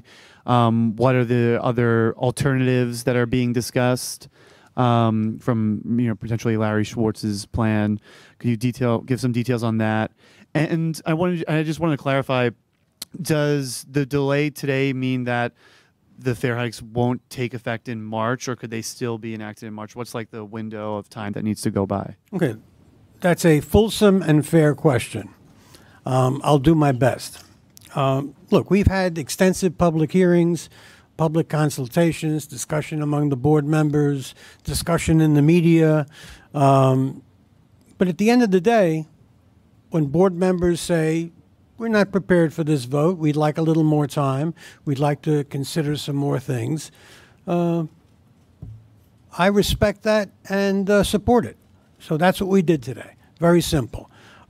Yes, implementation of anything will be delayed, but okay, not the worst thing that happens. In fact, the best thing that happens is we consult widely with all of the stakeholders. Best thing that happens is we consult widely with board members, and we make sure that we've considered everything. There are some proposals that haven't been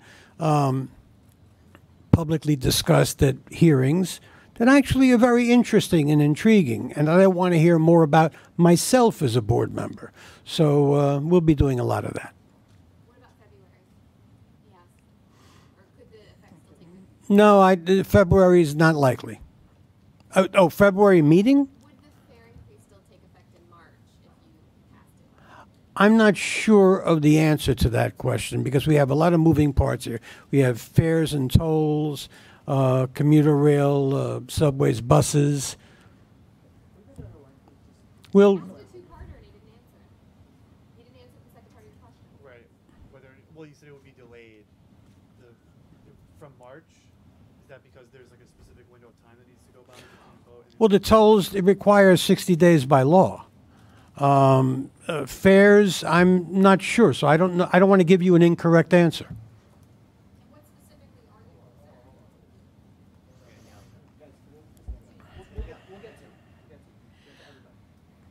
You just made a statement that you want the board to feel satisfied with the fare hikes and look at every angle. Why aren't you affording the board the same opportunity in regards to the L train? Why are you not promising them that they will be allowed to vote on this, whether or not it is legally required? Your question is incorrectly premised. The board did vote on this. If the scope and, more importantly, budget, if they change, yes, it will come back to the board for a vote. In order to make the board more comfortable and to give the riding public an opportunity to see in a very transparent way what we're doing, we're bringing on, a board is bringing on a consultant. I don't need to be repetitive. You know that already. The board will vote on that. The board will hear it. We'll do this out in the open. So this is transparent. No, let me. Equals allowing the board to have a final say on the project. And that's premature. I don't know if the scope changes, if the budget changes. If the budget changes, we are required by law to do that. But I don't answer hypothetical questions. We're not there yet. It would be premature to conjecture on that. That's the best answer I can give you. Hi, Freddie. Hi. Given what the governor has said about the MTA and what happened with the L train, the shift in plans, I'll just put a twist on the same question I asked you last month. Is it time to wither the MTA board? Is there any point to the MTA board at this point? Well, look, I have no pride of ownership in anything that was created in the late '60s. I was barely created in the late '60s. So that's up to the governors and legislators to decide on and ultimately offer their opinions. My job is not to opine on that. My job is to, at least for the moment, on an acting basis, chair the board as best I can. Hello, I have a two-parter. First, how much will the MTA lose per month without the fare increase? Is it $30 million, as has been reported? Will you have to cut service? And second of all, maybe you can answer this one first. The governor told me on the phone this week that he doesn't believe the MTA leaders saying they need this money and saying that they're in a bad financial situation. He said, I don't believe them and they can just tighten their belt. Isn't he publicly undermining MTA leadership when he says that? Well, we are tightening our belt, and I hope to persuade the governor that we're doing the things we can and take very seriously the governor's suggestions as well as the mayor's suggestions and other elected officials about how we can better do our business. So look, I'm not an elected official anymore. I'm a member of a board. I listen to what they say, but then I have an independent mind and I try to provide the kind of suggestions to my fellow board members that at least I'm motivated to make. I think, as you see, nobody gets shut down here. Everybody has an opinion. Everybody expresses it, and we consider it. And the first part of the question? I don't know. I get lost in your parts. But that's... $30 million. Oh, we will... You're going to lose $30 million a month, and will you have to cut service? We have projected that. But we project on the basis of assuming that that revenue will be coming in at a certain time. By the way, all of these things are moving targets. The for-hire vehicles lawsuit, for example, that's real money that you lose, and we'll never get back. The federal shutdown, that's money we'll lose that we think we'll get back in a catch-up. So there's a lot of things going on here. and we're trying to keep it all together, because at the end of the day, our job is to get the riding public from point A to point B safely, affordably, and reliably. Look, I'm not for service cuts. Let me be very clear about that. There are other opportunities, I think, to do this. We are, and we're serious about cleaning our own house and putting the MTA on a diet, but that alone isn't going to solve our problems. We've got to do a lot of things. Congestion pricing is going to be an important thing for us, important thing to move not only our projects forward, but to improve our ability to deliver on the subway action plan, and all of the other initiatives that we have undertaken to try to improve this. And we're beginning to see fruits of that labor. I mean, subway action plans already yielding positive results, and that no one can dispute. So last week, MTA officials were saying that the board, the new L train plan would not need board approval if it did not exceed the cost of the existing L train plan. But you're saying that if the price of the plan changes at all, if it's higher or lower, it will need board approval? I didn't say that. If it's higher. Okay. Yeah, you did say it, so I was just wanting clarification. Okay. Well, thank you. Thank you for the opportunity to clarify. Freddie, talking about the Penn Station Access Project, that's near and dear to you because of your Bronx ties. Looking at the big picture, could this portend a sign that Amtrak might be a little easier to, less difficult to negotiate with? They haven't been fun or easy to deal with in the past. But looking at things big picture, tri-state, could this indicate some kind of a change, or is it a one-off? At a moment like this, I'm motivated to be magnanimous and say, look, we had a good outcome. Signed the memorandum of understanding. That was a stumbling block forever. This is a good project.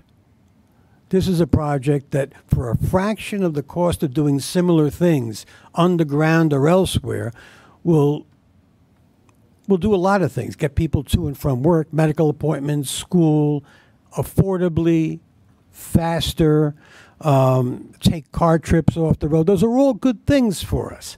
Not to mention other development opportunities with respect to housing in and around these stations. The one that's interesting is the one actually, they're all interesting, but the one really interesting in terms of commercial and residential development is the one at Morris Park. That's going to explode. And that's a really big deal for the Bronx and the city. And the city's been very supportive of this. And we've been planning together in charrettes across the borough how these stations should look, how they should feel, how we should design customer amenities to make them more attractive. Because, look, I lived my entire life in the Bronx. So I wear a hat that you will sometimes see me walk out of the building with the green 6 train on it. I also wear the 1 train, that's where I live. But I grew up at the 149th Street Southern Boulevard stop. I used to shine shoes there. So I know what a subway looks like. I had no idea until well in adulthood what commuter rail was. And by the way, that's most New Yorkers. They'll see these tracks and trains whiz by, and what's that about? We want people to use this amenity. We want people to understand this is a faster and better way to get to your job than getting in a car and spending an hour and 20 minutes on the road on a good day to try to do that. So hopefully we can get people to do this. It's greener. It's more efficient, it's so much better, and it makes so much sense. Good morning. When you were talking earlier on today about the L train shutdown, you talked about your responsibility not just as acting chairman, but also as acting CEO. Mm-hmm. But if I remember correctly, your predecessor said that he was chairman, but that he had delegated his CEO powers to the team of handpicked people. He did. Have you kind of taken on greater power than your predecessor? And what does it mean for the management of the MTA if its leaders can pick and choose which powers they have or don't have? The law says, go back to the law. It says chairman and CEO. That's the law as it is today. By the way, up to governor and legislature to change, amend, tweak, abolish, do whatever. And I'm agnostic on that. But it's the law as it stands today. Now, yes, I delegate some responsibilities, but I'm here virtually every day. Right down the hall. On a non-committee day and board day, you'll see me in this building. I put in a full day. I answered my first email this morning at 4:30. That's when most normal people are still asleep. So, look, I don't comment on what other chairs did. They approached it how best they sought to. I've done this twice before. This is an unusual time for the MTA. We're facing a real financial risk. I don't think I have to spell that out to you. You know it. You've seen evidence of it. We face a number of risks. Look, I'm an old and stubborn public servant, so I think it's my responsibility to step up. Somebody feels differently, fine. Mr. Chairman, I actually have two questions. The first is this. You said at the beginning of the meeting that you would have some management reforms to report in February. I wondered if you could give us a hint what those things are that you're thinking about. Are you talking about a new chairman? Are you thinking about changing the way the board works? Give us a hint. Well, I'm not going to do anything that would presuppose that I became a governor or a legislator. That's what they do. The structure of the board and the structure of this agency. That's all set in law. But what I can do is, for example, when I first became acting chairman, I announced an absolute hiring freeze. We are still implementing that. And by the way, it's painful. A lot of positions aren't getting filled. You have to come through a vacancy control committee that I don't chair, but I sit in on, and it meets, by the way, right near my office. So those applications for rehires or for new hires have to come right through us. And I guarantee you, only a fraction are getting through. Now, I'm not going to do anything that compromises safety, signals, the progress and forward momentum of our organization. But look, if there are things we don't need and we've been asking the riding public to pay for and we're declining to do that anymore, yeah, I'm for that. So my second question is, you hinted at the fact that there have been a number of new proposals having to do with fare hikes that you've heard. Maybe you could help us understand what some of those proposals are so we can alert the public to what you're thinking about. Sure. It's all been widely reported. One of them involved assigning performance metrics to our approval of fare and toll increases. Look, to have people expect us to perform at a certain level and measure us by that success is fair. I'm for that. I want to find the best way to do that. And I think there is enough talent on this board and enough goodwill to make that happen. Another is a change, and I'm not sure about that, but it's an intriguing proposal. Why should we not have a fiscal year that's either the same as the state or as the city? Well, that's a good debate to have, and we should have it. And there are others as well, other tweaks on the fare and toll suggestions that are being made. Look, nobody likes to do this. I hate the idea of asking the public for more. I also detest the idea of even thinking about proposing service cuts. I'm not going to do it. Somebody else will do that. It won't be me. I've seen the rabbit hole service cuts gets us into. You need years to climb out of that. And the MTA still hasn't climbed out of some of those service cuts that came in 2010. So I want to be very careful about it. Look, like so many of you, I'm a daily rider. Look, I don't see all the stations, but I get to see a lot of them. I know they need to be cleaner. I know they need to be better kept. I know they need to be better patrolled. I know we need closed circuit TV and surveillance in more stations. We need better security for people who use them. I mean, look, there are some people who you still cannot get on the subway because they're concerned about their personal safety and security, or they're concerned about malodorous things that they encounter on the way through a station. That's a problem, and we've got to tackle it head on. We've got to be honest about it. Doesn't it undermine everything you've told riders for each of the prior fare increases dating back to at least 2010 that you could potentially go without one under the scenario that you have benchmarks and metrics, and then if you meet those, then you would do it, but if not, you don't really need to raise the fare? Wouldn't riders say, but they tell us every 2 years they have to raise the fare? I'm not telling the riders any such thing. I do believe we need an increase. I don't know how that will take place because that's a board prerogative. I hope to suggest to the board, but as you can see, this is a very independent-minded board. Let me be very clear, however. As you know, I think,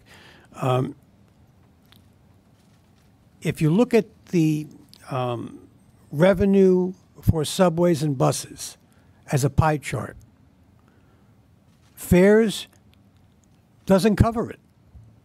It's grants, it's revenue from the city, revenue from the state. It's a whole lot of things go into that mix. So if one of those fall off the table, and by the way, we're not talking about congestion pricing because we're going to have a fiscal problem going forward. And among other ideas, if one of those pieces falls off the table, we have a fiscal problem. It is the reason why rating agencies have kicked us in the ankles and said, we're lowering your bond rating. Now, that has an impact on all of us because it raises the cost of our borrowing money for capital projects. So we want to be careful about that, too. I mean, there's a lot of Scylla and Charybdis dancing that we're doing these days. I appreciate... Well, to quote my third-year Latin teacher in high school. Appreciate your concern for going back to the doomsday budget of 2009, 2010, or whenever it was, and saying, we're still going out of the hole. Considering the leadership of the MTA is what it is, we don't have a full chair CEO, who are we going to blame when the MTA says we have to reduce service or we don't have money to add extra trains to, say, the A line, which is getting almost as overcrowded as the L line? So, who are we going to hold accountable here? Is that an invitation to stay for longer than I intended? No, seriously. I mean, in your opinion, who should the public be holding accountable when? All of us. I'm still a member of this board, and I don't shy away from accountability. I don't shy away from answering the questions, either as a board member or as acting chairman. This is the third time I will have done it. I guarantee you the last. And just to follow up, why do you think Governor Cuomo always wins at the MTA? Wow, what a basic question. Maybe because he's the governor?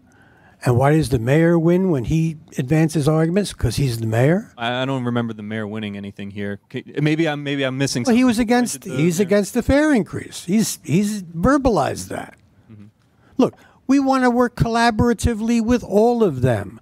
By the way, not merely with the two chief executives of this city and state, but also with the legislative leaders, Senate and Assembly, City Council Speaker. Those are important people, and we've got to work collaboratively with all of them. Good morning, Mr. Chairman. Good morning. I have a question for you about the East Bronx project. Actually, it's almost tripartite. First of all, I know that there are X number of slots that once the ESA takes over, they will be available in Penn Station. That's question number one. Question number two is, if some of the New Haven Division trains run into Penn Station. Will that mean that there will be fewer New Haven trains into Grand Central?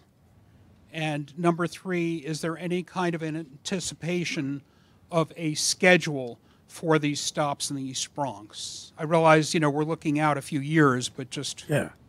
Number 3 is impossible for me or anybody else to answer right now. Let me take the middle one.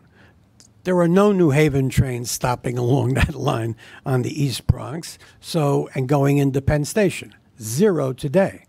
In fact, there will be, so that won't cause a disruption in anybody's life. In fact, it'll improve a lot of people's lives.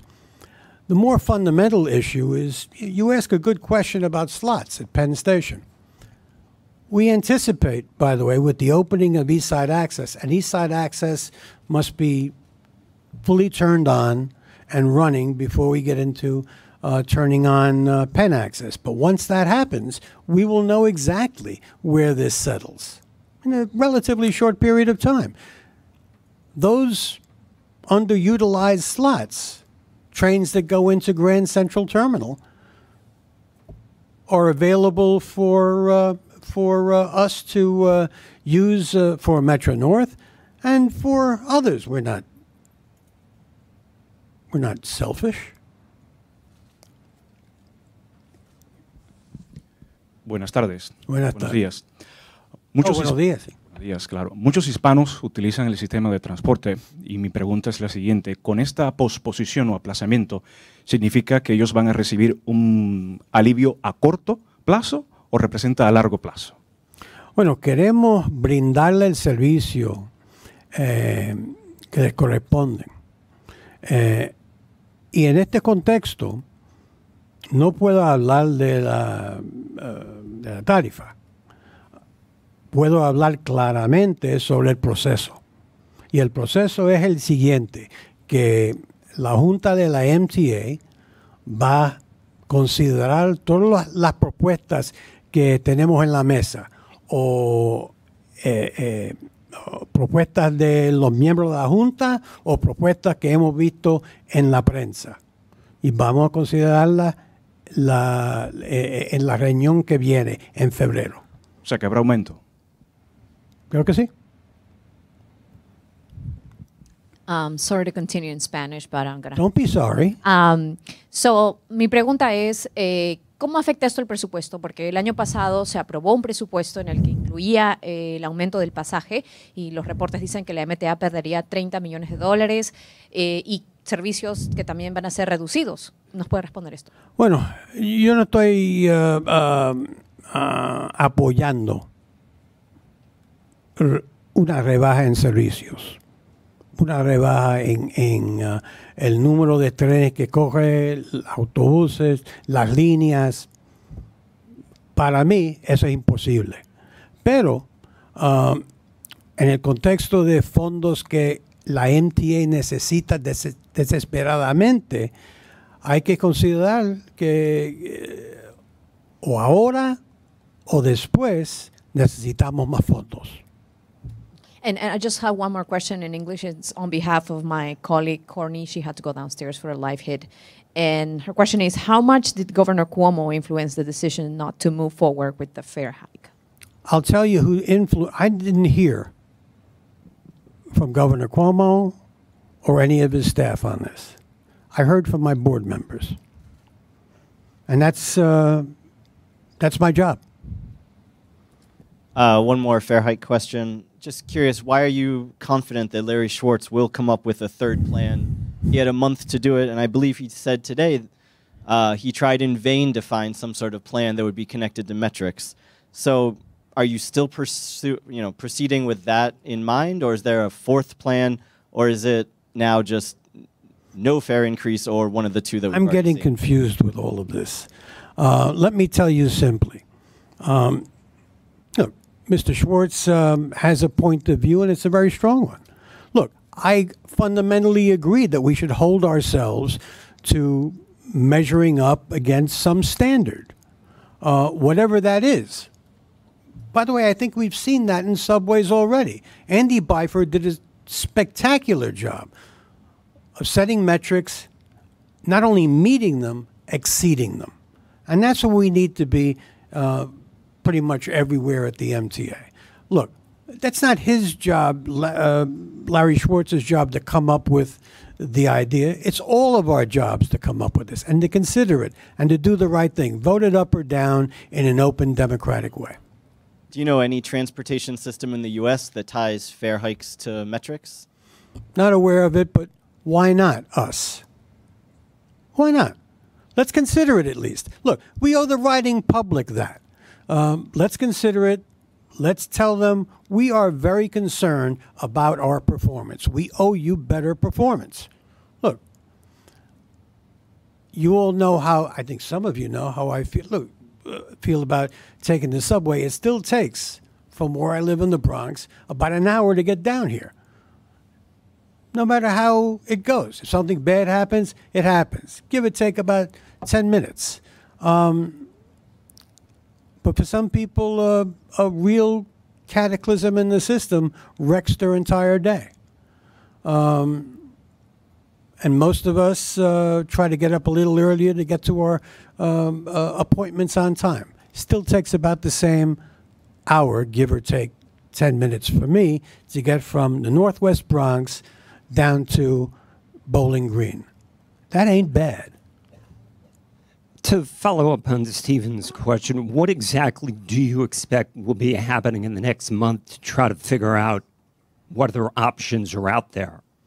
I expect the board will dig deep on every proposal that is given to them, not only by the public, but by management, and will make a determination. I want this process to be open, everybody to have their say in it, everybody to have at it, and I think we'll end up with a better process. A friend of mine sent me a rant about the MTA, which is kind of ironic. And one of them, he started out with, "Let's bring back the 15-cent fare." You're too young to remember that. My mother used to also tell me that and a token will get you on the subway. We don't, you remember. That doesn't apply either anymore. We're doing the best we can to bring the best information we have to the public. And that's the only thing that I can guarantee. And frankly, that's the thing that I should be guaranteeing. But is there going to be something different that didn't happen last month or the month before that? Yeah, we have proposals that haven't been thoroughly vetted and costed out. Let's do that. Chairman, is that a process that needs to change? It's my understanding that staff puts together the proposals. We had one or two. We talk about them at fair hearings. We hear about how those go. Do you wish there had been more that were put forth from the beginning? And is that what will be happening now? Several of our board members do harbor that wish, and in deference to them, I want to make sure that this process accommodates for all of that.